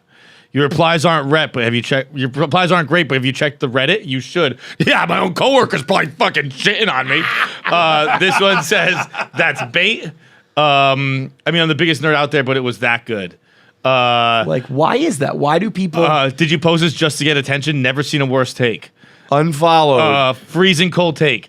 Imagine the biggest event in television history on a Sunday night at your office. I'd probably have the same reaction. Dude, you are garbage. OMG, you're so different and unique. Hating popular things doesn't make you interesting. Of course, everyone at the office hates it. You watched on 6 TV's Merged into One. That's funny. That's my review of the Red Sox last year. Nobody cares. You're a buffoon. Why is that? Like that whole season, I shut the fuck up and go listen to Taylor Swift, you big losers. That was the most. After many years, I can't follow you any longer. Couldn't disagree more. The amount of unfollows you get talking about television is insane. The most I've ever been vindicated, and it's going to be second place once I get the list from Deke, was when everybody finally had to admit that the final season of Game of Thrones was bad, because from Jump Street doing that podcast, I was like, that episode stunk, that battle stunk, guys, this isn't going good, wait a minute, there's not enough episodes left to fix this is going to be a bad season, and I had, Ellie was telling me I was wrong, and then by the end of it, Ellie and everybody was like, oh shit, yeah, you're right. And it's like, well, why couldn't you have said this? Why do people have this blind, if your favorite music artist puts out a bad song, it's okay, you can say it's bad. Yeah. But a television show, but a lot of people don't do that either. That's what I mean. People get obsessed with these things. I think it's more in television, but yeah, they get obsessed with this shit where they just cannot admit that something was disappointing. Yeah. Or fell short. Maybe is. it's because they have so much worth that like I need this show to be good because otherwise I don't have anything. But it's like I don't know. Just be Dude, real. that one in particular is one of the all-time like Never- hot takes exposed. I was so. Me and Clem talk about it like regularly. We're like, remember that time we were so fucking right? but it took years. Still. Years. It wasn't like it There are wasn't still- like. and when we talk about it, people still say that it wasn't dark. there are people who still say it's my TV's fault. It is physically, objectively a black screen. I remember watching that. I'm like, this is the dragon fight. I can't see anything. Who's dead? Who's alive? I don't know. Nobody died. It was All that awful. for Brandon Broken, but I'll still be watching Game of Thrones. All right. Anyway, that was supposed to be my 1 minute take. That was 20 more minutes. Top five. My 1 minute take is ordering milk in a movie theater is weird. The Milkman, baby. Yeah, you know Bro, what? did you go to a movie? Did you go to a diner? No, I went to the movie theater. I know, but like, why? Like, I've never seen a movie theater I know. with like, that water It's cup. awesome. That was like a diner. It's awesome. You go to this place, the Alamo. They have these little piece of paper and little pencils, and you write your order. There's menus underneath. You open it up, you look at your menu, you write your order. Your and, phone light? They have little lamps on this thing for you. There's like a little bit I've never of a been. lamp. I know of Alamos. I've never been to one. There's like a little bit of a lamp, but I did old man it. I used like the flashlight. I had the app downloaded like Stephen J. You write your thing, and then you can put the card in this little holder so it sticks up, so that the waitresses know to come around and grab them, and then they bring you your order, and you can get like steak, you can get like entrees, really? you can get alcohol, and you can get milk. And I got myself Dude. a fucking pint of milk. People were like getting so mad at me. I guess this is kind of like a parent type thing, but like not so mad at me. You know what I mean? Like it's hard to gauge what Yeah. people say on the internet. But people are like, yeah, dude, little children exist. I'm like, dude, I used to go to the movies all the time as a kid. I never got a fucking glass of milk there. No, getting milk at the theater is so weird. any little, if a kid is little enough to be housing milk, he shouldn't be at the theater with you. Now, I will say, I planned on not even talking about it because it's funnier to think that I'm just McPoiling it, but it's because I got freshly baked big chocolate chip cookies. So you can get a fucking. I wasn't gonna. Nick texted me to mention it. I was gonna Yeah. leave it alone. Yeah, but no, just- I know. I mean, it's disingenuous to say that I'm just housing milk at the movie theater. I do know that's fucking whack. Those cookies did look really good. But no, but the cookie actually ended up being burnt, and so they brought the milk out without the cookies. And then I think they forgot about the cookies, and they were burnt. So the milk was sitting there for like 15 minutes. So then I had like warm milk with burnt cookies. I was like, the experience is ruined. But yeah, I did drink the whole pint of it. I had about 16 to 18 ounces of milk during that movie. Yeah. Who else? Who else would do that? Just me, the milkman. Top 5 people most likely to have burner accounts at Barstool Sports. You clickbaiting sons of bitches at KFC Radio. Let's go. TV. Top 5 is brought to you by Gametime, the new ticketing app that it makes it easier to score last-minute tickets to sporting events, to concerts, and to shows. You could be getting in to comedy shows. You could be getting into your favorite concerts. You can be getting into playoff games right now. You could be sitting courtside. You could be getting tickets you never thought you would be able to afford based on last-minute price drops because if you're from Boston, this is the only way you can get into the the only way you can financially salvage these stretches that we can go on here. right where every single night you're Yeah, watching the every night you gotta Bruins, go- you're watching the Celtics. Celtics, and you got to go when you got to be Or there. the Red Sox be historically bad. That's fun too. Yeah, either way, whatever you're into. Dude, they have 5 of the 12 worst hitters in the AFC, in the American League East. In the American League. Whoa, that's crazy because their lineup was stacked. Crazy. They're so weird. They're either like a championship contender or last place. Yeah. It's nuts. But yeah, you can get into those. But you can probably get those tickets for fucking free right now because at the last second, prices drop, and this has up to the date, real time information. You can buy the seats you thought you'd never buy, and right now you can get $20 off your first time purchase when you download the Gametime app. Go to the account tab, click on create a login, and then redeem with code KFC. So Gametime app, account tab, login, redeem code KFC for $20 off your first purchase. Download Gametime. Last minute tickets, lowest price guaranteed. My number 1 overall pick for who has a burner at Barstool Sports is Jacqueline Nichols. Jackie is out there, and she's not putting down anybody else. She's just talking about how she's a baddie. She's just out here. She does look like a baddie today. She's out here. I think that Jackie is famous. I think Jackie does look like a baddie. You know what I think? I don't think Jackie likes beans at all. I don't think that Jackie's a bean girl at all. I think you're out here just promoting your brand. Wear that hat. Do you not wear that hat? That's fire. That's sick. She put it on before, and what did she say? You were like, oh, I do look kind of cute. Because she forgot to log out of her burner. It was her real life burner speaking. Yeah. That was I've only checked the Reddit once. Good girl. Smart. And because somebody sent it to me, somebody said basically I looked like a baddie, but that's the only time I've ever had any relation with a burner. Leave that relationship as is. The only person alive who has a healthy relationship with Reddit. I mean, the fact, so someone said you look like a baddie, and then someone sent you that person saying that?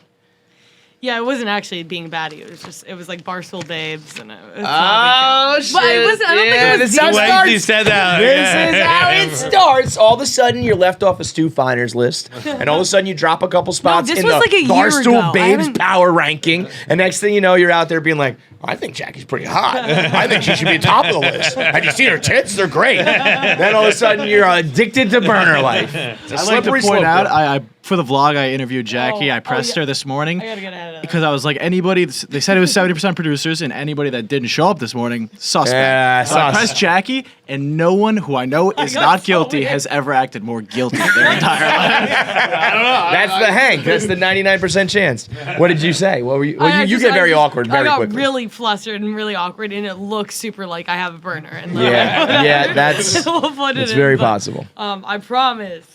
That's like the in The Departed when they give the wrong address. Yes, He's like, I knew yes. whoever shows up to the right address. Suss them out, smoke them out, man. Tell him I didn't say nothing. Tell him I didn't say nothing. All right. I'm trying to think here. Like, I got a lot of people I think have burners, man. I am gonna go number one. I'm gonna go with a producer, so it's a higher likelihood. 70%. Go with Jack McCarthy. Jack Mac. Wait, not my dozen Jack Mac. Jack Mac. Yeah. Very possible. He's been in the trenches with the Proud Boys He for a loves long being, time. He just loves he's a guy who loves getting in the mud. Yeah. I feel like he wants to make mud. I feel like he So- probably argues with himself back and forth. he loves those Twitter spaces that he hosts. Yeah. So he probably hops on his burner. We also, everyone, if they're on this list, you have an obligation to listen to the show because it's going to look a lot worse on the list than us talking about it. The list is going to be harsh. Jack Mac certainly just talking to himself. No, Trump's the man. What'd you No, say, you Trump's the lip best. cock? Shut up, Proud Boy, idiot. Love it. He actually might have a burner because he might just doing that to himself, like in like a bathroom mirror where he has two mirrors. You ever He seen opens the door and You ever seen the fucking? There's a TikTok of like a chick doing. It was Taylor Swift and Bon Iver. I forget the name of the song, but it's off Folklore. Exile. And it's like it's her doing it. It's actually I'm gonna pull it up real quick because I think it is very impressive. She pulls the It's opens like the door really and talking cool. to herself. Yeah. Those trifold mirror things, you can do a lot of shit with that. I will go my second overall pick.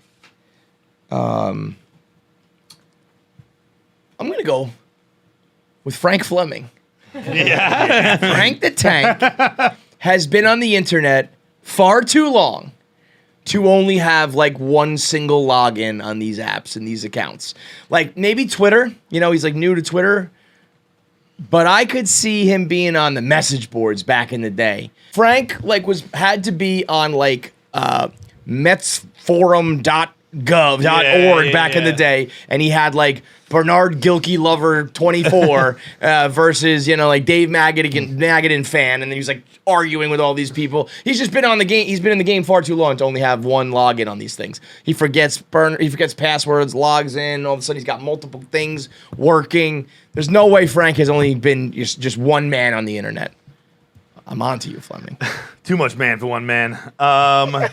The number two, Tommy Smokes. The king of gossip. The king of drama. Tommy's so. Oh fuck! I'm going 3-2. I forget. Someone texted me last night, and we were talking about people we think, and their exact quote was, "Bet Jordan Woodruff has a spicy one." All right, you're snaking that. You get those two picks. Yeah. Okay, yeah, that's a good one. Woodruff versus Smokes. They're probably arguing in each other's burners. Don't even realize it. All right, my 2 picks. I think this one is. I legitimately believe it. I just don't think whether or not he uses his burners for good or evil, I don't know. But KB. Because KB is actually like logging into like these Facebook groups and shit, like stirring up drama, right? So I feel like he's got. I mean, that also has Deke Zucker quote tweeted Lil Sassy that someone in your crew is on it. KB might be an actual suspect, but I also think I know that he's probably been in Facebook groups and all sorts of pages with like. And all those little Vine things that he was doing. He's just like one giant internet troll. Yeah, he was like, KB made the decision at like 15. He's like, I'm going to be famous on the internet. Yeah, right. And I'll do whatever it fucking takes. What it takes to make this happen. My second pick on that one, so this will be my 4th pick or my 5th? You had, Frank. Who's your first pick? Jackie, Frank, KB, and then this one? Yeah.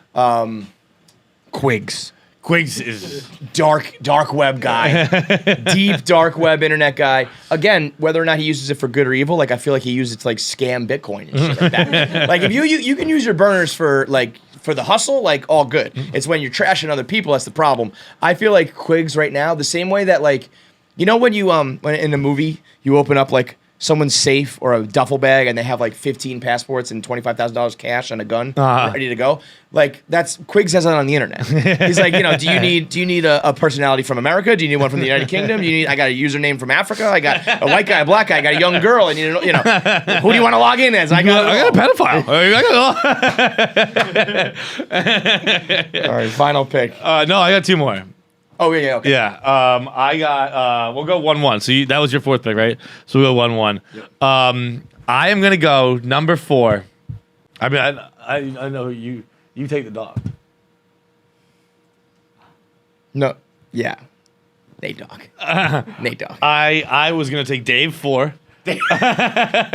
Dave 4. We know Dave's on that Reddit page. That's like you spend so much time there. Like I sucked into the Reddit I world. use Reddit. I've had people before like tweet me like I thought you're not a Reddit guy because I mentioned Reddit sometimes. I use the front page of Reddit anytime I'm trying to kill time. Yeah. I'm on the Reddit a lot, and I'm a lurker. But I know that there's a turning point from when. Yes. And I don't think you stop being a lurker on the front page because you're not that passionate. I am literally just killing time. It's once my shit has taken too long that I've caught up on Twitter. Right. And you go over there. I go over to Reddit. That's my thing. And so I don't have the passion for the front page. I'm just wasting time. Right. So I can continue to lurk. You're at the stage of actual. I can quit whenever I want. Yes. I just do it on the weekends. I party, But there comes a time where all of a sudden you realize when you're impassioned by a topic and you're just going to that topic. Subreddit. It's that subreddit. Subreddits are where Reddit narrows everything down to like the most intense of that. It's like pure cocaine. Right. It's like the internet. Oh, you like this topic? Oh, you like this person from that place? Oh, you like this thing about them? And then all of a sudden, you're at the core, here's the big everyone bang who's of going Barstool. mad over it. Yes, Here's yeah. everyone who's genuinely in therapy about this topic. Why don't you There guys? you go. Why don't you guys become a conglomerate? Yeah. I think there's only so much time you can spend deep in a subreddit before you're like, I gotta try. Particularly one that discusses you and your business. Right. You know what? You can have Nate Dogg as your 5th one if you want, because I got one. Okay, I'll take Nate Yeah, Dogg you got 5. the dog? Okay. I don't know like who exactly, but someone from the Minahan sphere. Whether it's Blind Mike, I don't think it's Kirk himself. I got a text from someone who was hoping that someone. It's a text from a person who no longer works here, but they were hoping that someone from the Minahan universe is in it, and I don't think I see that happening. This one, I don't, but I feel like within their circle, like they're off on their own island fighting about some sort of shit. They have a separate Reddit? I would imagine, no? Yeah, I think they do. I'm sure they do. This That makes more sense then. Yeah. Okay. It's like, so it's Blind Mike or Steve Robinson or Dave Cullinane or whatever. One of those guys. You think they're in the Barstool one? I can see that where they're trying to stir up drama so they can talk about it on their show. Right. I don't know about if it's going to be this thing that we're talking about, but yeah, they're in there mixing it up. Kirk is. Someone for the mid-hand. They all have the million burners. Yeah. You know, like some of them have to be behind that. So one of them, I don't know who. Maybe that's what Steve Robinson did. He fucked off to like Montana or wherever he did. Does he still work there? No, he pulled the ripcord. I love it. He was like, this is like not healthy for me or whatever, and he was just like, I'm gone. He Goodwill Hunting did. Really? He had like a pretty short like goodbye where it wasn't like he was just like, I'm out, peace. And I think he's like called in here and there and maybe like made one appearance, but for the most part, I think he's like stuck to it because they were like, yeah, he'll be back. I think it was like once Trump like didn't get reelected or something. He's like, I'm out. Fuck it. So all right, tweet at us. Who do you think is the most likely Barstool burner? That is the most clickbait we've ever done. Let's go. It's true. None of it's a lie. Voicemails. There are other people I suspect. I was gonna say if the list was top 10, it would be a different story. There are other people I suspect, perhaps more than people I've listed. However, those are the ones. I'm not a scumbag who talks about people in this way. I just wanted to have a little fun with it rather than make everything so serious all the time. Why so serious? Voicemails today are brought to you by Helix Sleep. Why would you buy a mattress for somebody else? Why would you buy a mattress made for somebody else? That would be crazy. I mean, think about it. Mattresses can't be one size fits all. Your clothing isn't one size fits all. Your everything isn't. Your furniture, all that shit is like got to be tailored to you, and that's what Helix does. You Sneakers. Yes. Yeah, that's a good one. Hats.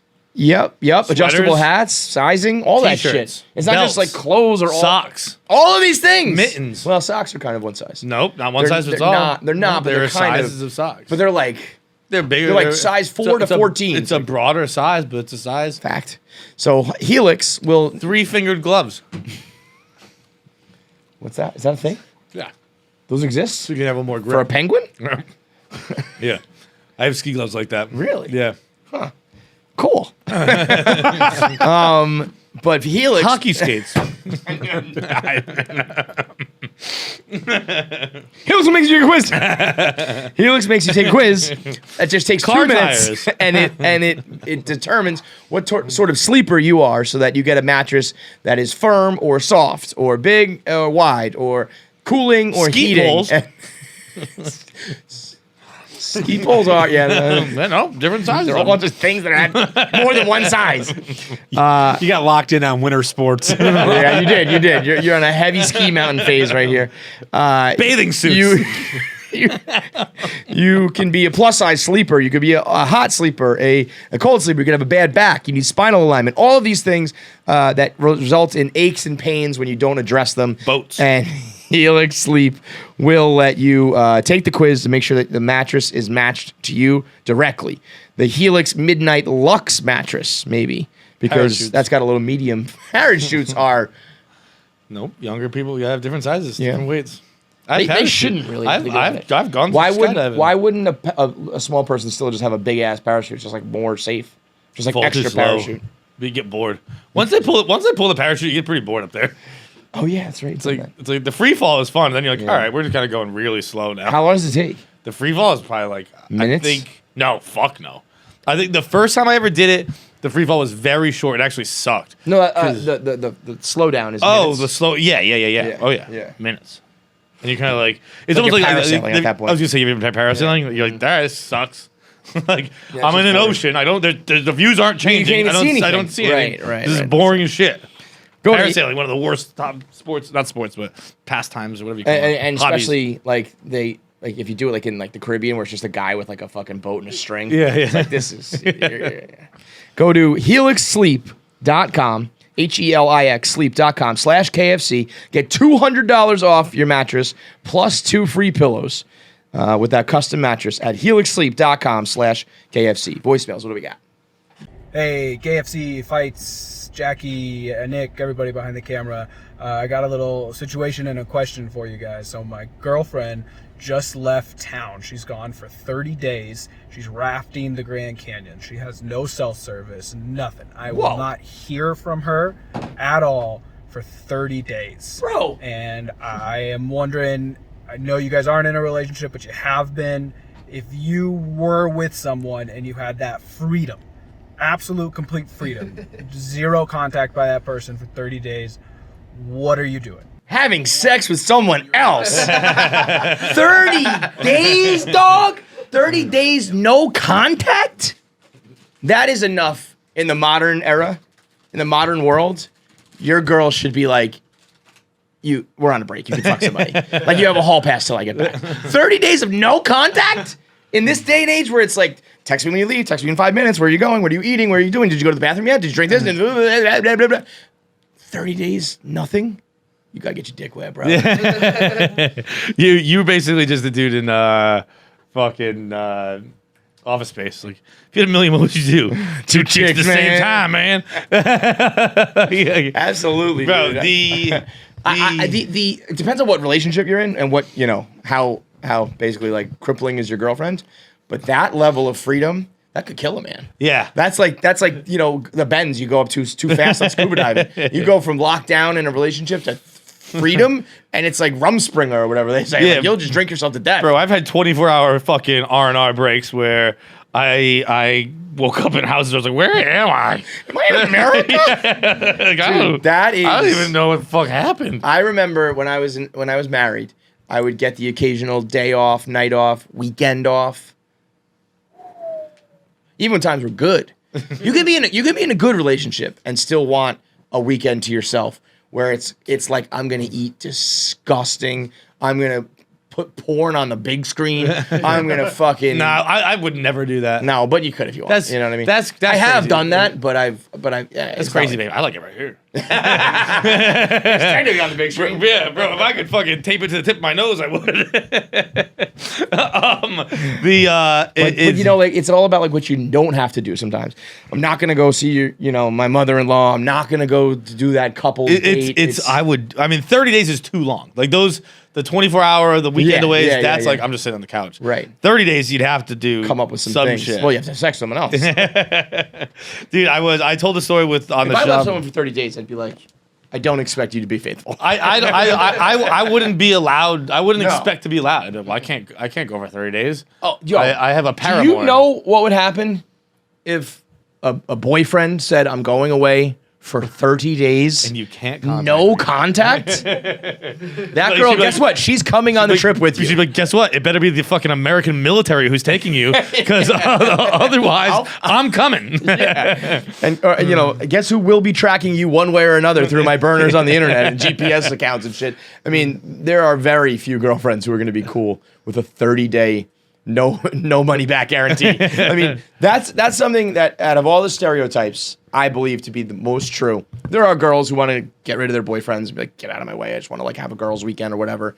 But for the most part, when a girlfriend goes away for a weekend or something, dudes are like, let's go. Because I'm going to do stupid things. Like I'm going to play video games so my eyeballs bleed. When a boyfriend leaves, it's like, wait, when are you coming back? Where are you going? Who's going to be there? Generally, I know I'm stereotyping, but I think that's more true than a lot of other gender stereotypes where I think girlfriends don't like when their boyfriends go away, and boyfriends, even if they like their girlfriend, it's kind of like, cool, I'm gonna masturbate to T-girls all weekend long. I wouldn't fucking peanut gallery like that one. But with this hat on backwards like this, saying that would be like the douchiest like girl moment I had ever. Get the woman out so I can watch fucking dudes fuck chicks, but they got tits. You see, it's more tits per person. Ratio speaking, there's actually more. It's straighter. Oh my god.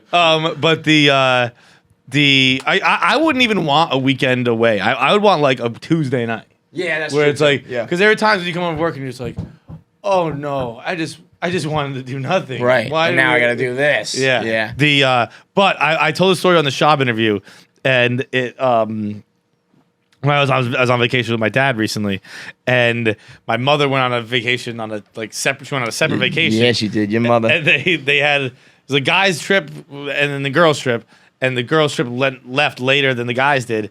And at one point we were at dinner, and my dad was kind of just like staring blankly, and he's like, I kind of just realized this is the first time I'm going to be without your mother for 7 days in like 40 years. Right. And I was like, bro, what? Yeah. And that's 7 days, not 30 fucking 30 days. a month, bro. 30 Like, is unheard of. a Dude, 12th of your year. I thought 7. I was like, dude, you haven't been without mom for 7 straight days, Right. Since the 80s. Yeah, but like, why? What are you like, talking 7 about? It's a weird thing. You know what I mean? I don't think so, dude. Go on vacation with your boys.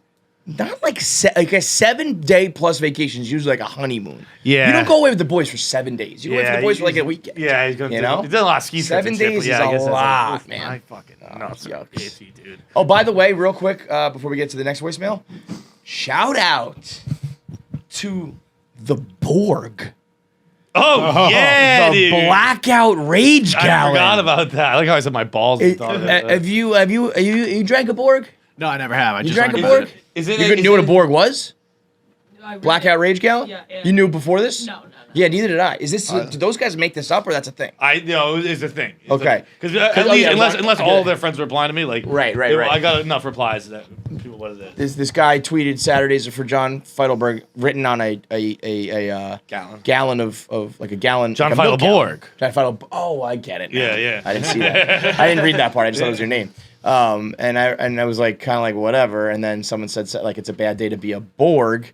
And I was like, what's a Borg? And you look it up. It's like Urban Dictionary, blackout rage gallon, which is just half a gallon of water, half a gallon of vodka, and it's flavored with that Mio stuff. What is Mio? Mio is like a food coloring type thing you put in. So it's not even like a mixer. It's just like a. So you're drinking half a gallon of vodka, half a gallon of water with just like salt. It's like putting like a condiment in there. So you're not putting another cut in there. It's just vodka, water, and like a couple drops of strawberry liquid. That is. So you get fucked up, bro. That is. That is a blackout rage gallon. That is. And That's also, riot juice. The not since just like the general Riot juice, whatever. What is it? Right, what do we call it? Jungle juice. No, but Riot punch. There's another thing. It's from Sunny when they go to the. Yes. When I go to the Phillies game World Series, I'll go get blackout with grain alcohol. Well, maybe that's what it is. They're holding a gallon, and it's blue. Because I said blackout rage gallon is something that Charlie Murphy would say. Charlie Kelly would say like him and Mac would be like, yeah, Dennis, we're drinking our blackout rage gallon. What are you talking about? Like, but so they basically did do this already. This it's it's like jungle juice or whatever. But there's certain things. The reason why there's an appeal when you're younger to drinking a 40 is the same reason why a Borg works. Because walking around like a meathead with a gallon of booze is awesome. Yeah. Like, yes, it's like jungle juice. If you just had scoops of jungle juice, it's the same thing. But it's not the same when you're chugging it out of a fucking blackout rage gallon. It is. A Borg would kill me right now. A blackout rage gallon would put me in my grave. I'd probably end up in the hospital. And then people are like, didn't you do something like this? And this wasn't a thing where you did regularly, but it's a thing I did on occasion. Where we would drink half a Mad Dog 2020, you fill that up with vodka, and then we would drink that, and you'd have to finish while you were playing beer pong. So we were drinking like 2 beers and a Mad Dog 2020 with a half pint of vodka in 20 minutes. Max, yeah. At that point, you're good at beer pong too, so it's quick. It was. You know? I said in my tweet describing it, and I say it now here if anyone ever wants to try it. Call the police before. First. You ever had Skippy? No. It was like 30 beers, a bottle of vodka, and lemonade mix. It was gross. Ugh. It's gross. My friend went right to the hospital doing that. Really? Woke up at St. Barnabas. We called him Barney for a year. Next up. What's up, John, Kevin, Nick, and the kids? To follow up on the conversation the other day about the ick. I was watching porn last night, and I was super into the video. It was going great. And then they finally panned to the guy's face, and he had this, like, awful, like, soul patch, goatee, beard combination thing going on. And I just could not get past it. I had to change the video. So my question to you guys is, what gives you the porn ick? Like, what's something you'll see in a video that immediately turns you off? I'd love to know. Can't wait to see you guys in Chicago. Foreign languages. Not foreign languages, because not all foreign. European languages. I like a little Spanish. I like a little pop. Okay, that's fine. Like Central American. Danica Mori can pass. Yeah. Oh, I think she's not. He's He's definitely non-English. Oh, they're both not, but I think they're like a Greek or something like that. Okay. Whenever they are, they pass. Yeah, she doesn't talk enough. Right. It's really German. Let's I was gonna say it's German goo girls that freak me out, man. German, I don't really care. Yeah, and Russian is weird. Russian's weird. Russian, German, and I don't really like the French. And like Eastern European freaks me out. Yeah. That you know. That's all Russian. Where I feel like you're do. doing this like for your life. You know what I mean? This is like against your will. That sure. Music kind of freaks me out sometimes too. The that's not PMV. really- Yeah. I don't like PMVs. I skip PMVs. But as far as like the ick, I don't like a highlight reel. It's like porn to me. compilations used to be a thing, and now I'm not. No, dude. I used to rock compilations when you were a kid.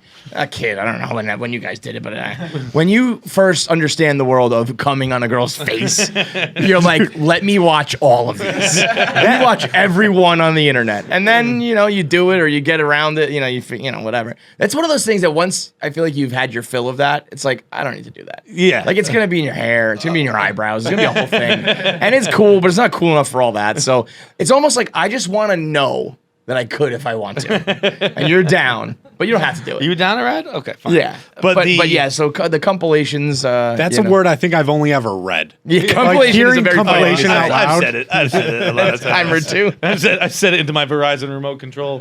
Compilation.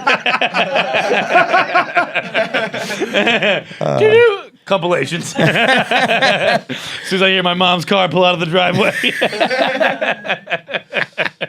No, but I actually had the perfect analogy. Okay, this was a take I gave on the internet many, many moons ago. People, much like my Winterfell take, hated it. I think people have come around to it a bit. Maybe not fully, but I think people have come around to it a bit. And I'm going to make the connection right now. When I was younger, NFL Red Zone all day, baby. I grew up a little bit. I like to watch a drive happen. I like to watch see it I like to watch a unfold. drive unfold, Yes. see how it all works. The intricacies of it all. I don't just need home runs and touchdowns and Nope. highlights in my I sports. don't wanna I keep want to watch the intricacies. Bouncing around from different people. I Sure. want to stay invested Right. in this team and that team and watch these two fucking warriors battle it out. Abso-fucking-lutely. I don't watch Love compilations that. anymore. I watch full porns. Bro, I like the pregame show. Yeah. I don't even need the action. I just need the coaches discussing beforehand. So, coach, what do you expect today? Well, I'm here to get fucked in the ass. I love when they say that. What are you here for today? To get fucked in the ass. Because that's what I'm like. It is weird, but also I'm like, ask her, dude, ask her. How many times has she had? Well, how old was she when she lost her virginity? How many I don't partners like has she that had? one. I don't like that I one. love. I don't like that when did you lose your virginity? How many partners have you had? Do you do anal? Where can guys come? Give me those 4 and I'm probably finished. I don't even need to watch it happen. At what age you start watching post game? yeah. Post game is. I've seen post games before. I watch post game. Yeah. I watch post game when They're always coming out of the shower. post game when they're basically letting you know that everything was consensual afterwards. That aftercare is important, man. Otherwise, you feel like you just watched someone get raped. Also, the we could go for days. yeah. I don't care for the toe sucking. Yeah, I mean, Don't care for the toe sucking. Although I do like to say it when I watch sports, like when I go suck his toe, because I think it's incredibly disrespectful. I think it's more just. I think suck his toe. I mean, like he's fucking like you just disrespected somebody. Like you made him suck your toe. Oh, made them suck your toe. Yeah. Okay. Make him suck your toe, because I think sucking a toe is more disrespectful than sucking a dick. I don't think I've ever heard you say this. Though. I've tweeted it. I've tweeted it before, Thank you, sir. and then no one gets it. Yeah. I'm never gonna explain it except right in the show right now. I was like, we just made him suck his toe. That makes no sense. I know, but I love it. I'm gonna start using it more often now. Yeah, no, that's gotta be your thing now. Oh, the ultimate ick. The only thing that like is an automatic I turn off is when your asshole turns inside out. I don't like that. Yeah. I don't turn it. I don't love it, but it doesn't. I don't make like me, that It doesn't at make me all. turn it off. I'll fast forward. I don't like that at all. I guess that counts as the ick, right? Yeah, I don't change that's the video, but I'm like, that is the ick. That's Yeah. an ick for me. It's like I don't like that, and the Yeah. fact that that's like a term that some people look for that. To each their own. I'll watch it open up. I don't want to see it inside out. Last keep one. your asshole in your pants. The only way I want to see your assholes with the speculum, okay? I'll look inside. It doesn't come outside. Yes, that's exactly it. Keep your asshole inside out, right side in. That's what it is. Next up, last one. Yo, what's up, KFC Radio crew? First time, long time. Got a little question, needed some advice. So, quick backstory. Started seeing, a therapist kind of every once in a while. About like 6 months ago. Shit was going well. Awesome, really awesome guy. Younger, like mid-30s. Really helped, actually was feeling like, hey, this therapy thing's kind of working, this is nice. Anyways, a couple weeks ago, got a message saying like, hey, your therapist can't make it today, not an issue. I've canceled a few, he's canceled a few. But that's kind of where the issue started. Turns out he died of a heart attack, and unexpectedly, just like, he's dead. So what do I do now? Do I get like his therapist? Do I find another one? He actually worked out pretty well. So, what's the policy or go-to for when your therapist dies? Anyways, let me know. Love to hear your thoughts on it. I don't know, dude. Get a new one. Get a therapist, probably. Yeah. Same thing when your wife dies.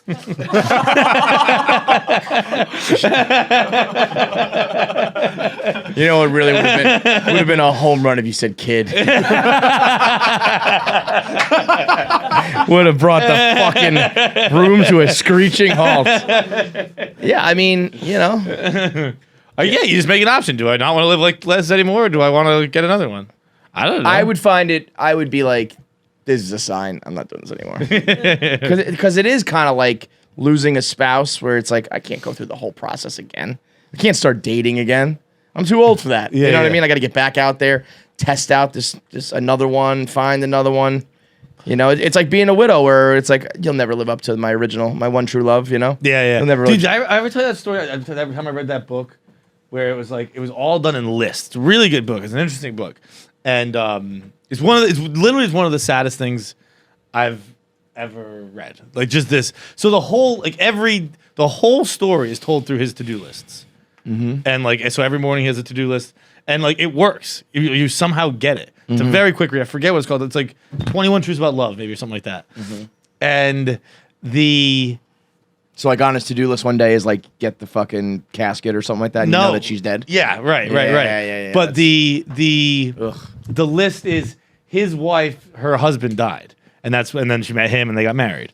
And like number one on his to-do list, like basically every day, is accept the fact that you're your wife's second choice. I was like, oh my God, dude. Or accept the fact that you're not your wife's true love. Yeah, like look in the mirror, get through that, and then it's like, pick up milk, Oh my God. Is that it, Nick? Did you look that up? Yeah, 21 Truths About Love. Yeah. I recommend it. It's a really good book. But it is hard. Jesus. It honestly takes like 50 pages to get used to what you're reading, like how to read it like that. But you can read it. You get it. You can read a whole story, and you can see a whole life happen just through the to-do list. It was pretty cool. Pretty unique. Idea, yeah. No, it's not unique. Every single review thinks they're clever by reviewing it in a list. Every single one here is like number one, and that's how I know it's the right thing. Yeah. All right, let's wrap it up. What an episode. That's one for the books. We have an interview from a little while back that I did with a very funny comedian, Derek Gaines. I don't even know where I was for this one. Yeah. This one's so long ago. I don't know where I was. This was a while ago. It was in the can. He runs in like the Pete Davidson, Staten Island, Philly type comic crew with all those guys who were coming up together. Real funny dude. It's brought to you by Allbirds. Allbirds is the footwear company that creates shoes that are made not just better for you, but better for the planet, using recycled materials. They're the perfect everyday sneaker. It started out in like the Silicon Valley as kind of like that CEO sneaker, and since has developed into a legitimate exercise and active sneaker that you can wear when you're out there running. The Tree Runner. It's the perfect everyday sneaker. Breathable knit that keeps your feet cool. Super lightweight and comfortable, as well as functional and sturdy. Keep your ankle, your heels, everything all aligned while you're out there getting your run on. It's minimalistic, it's versatile, and it's built for effortless everyday style. It's perfect for travel. It's with the summer and the spring coming up. It is perfect. I feel like there was other sneaker brands back like a few years ago that had like the knit moment, and I feel like Allbirds has perfected that now, and it is the perfect warm weather shoe, whether you're just lounging. It's a nice, I got money shoe too. Yeah, it does feel like, It's big. Does that guy own a company? Does that guy They're own big in some like stock? tech and the financial world. You're like, that dude got money. Yeah, it's like that guy knows Elon Musk, I bet. So get your Allbirds shoes at allbirds.com. That's ALLBIRDS.com. Your favorite shoes for sunny days and any travel at allbirds.com. Get them today. It's Derek Gaines on KFC Radio. Let's talk to him.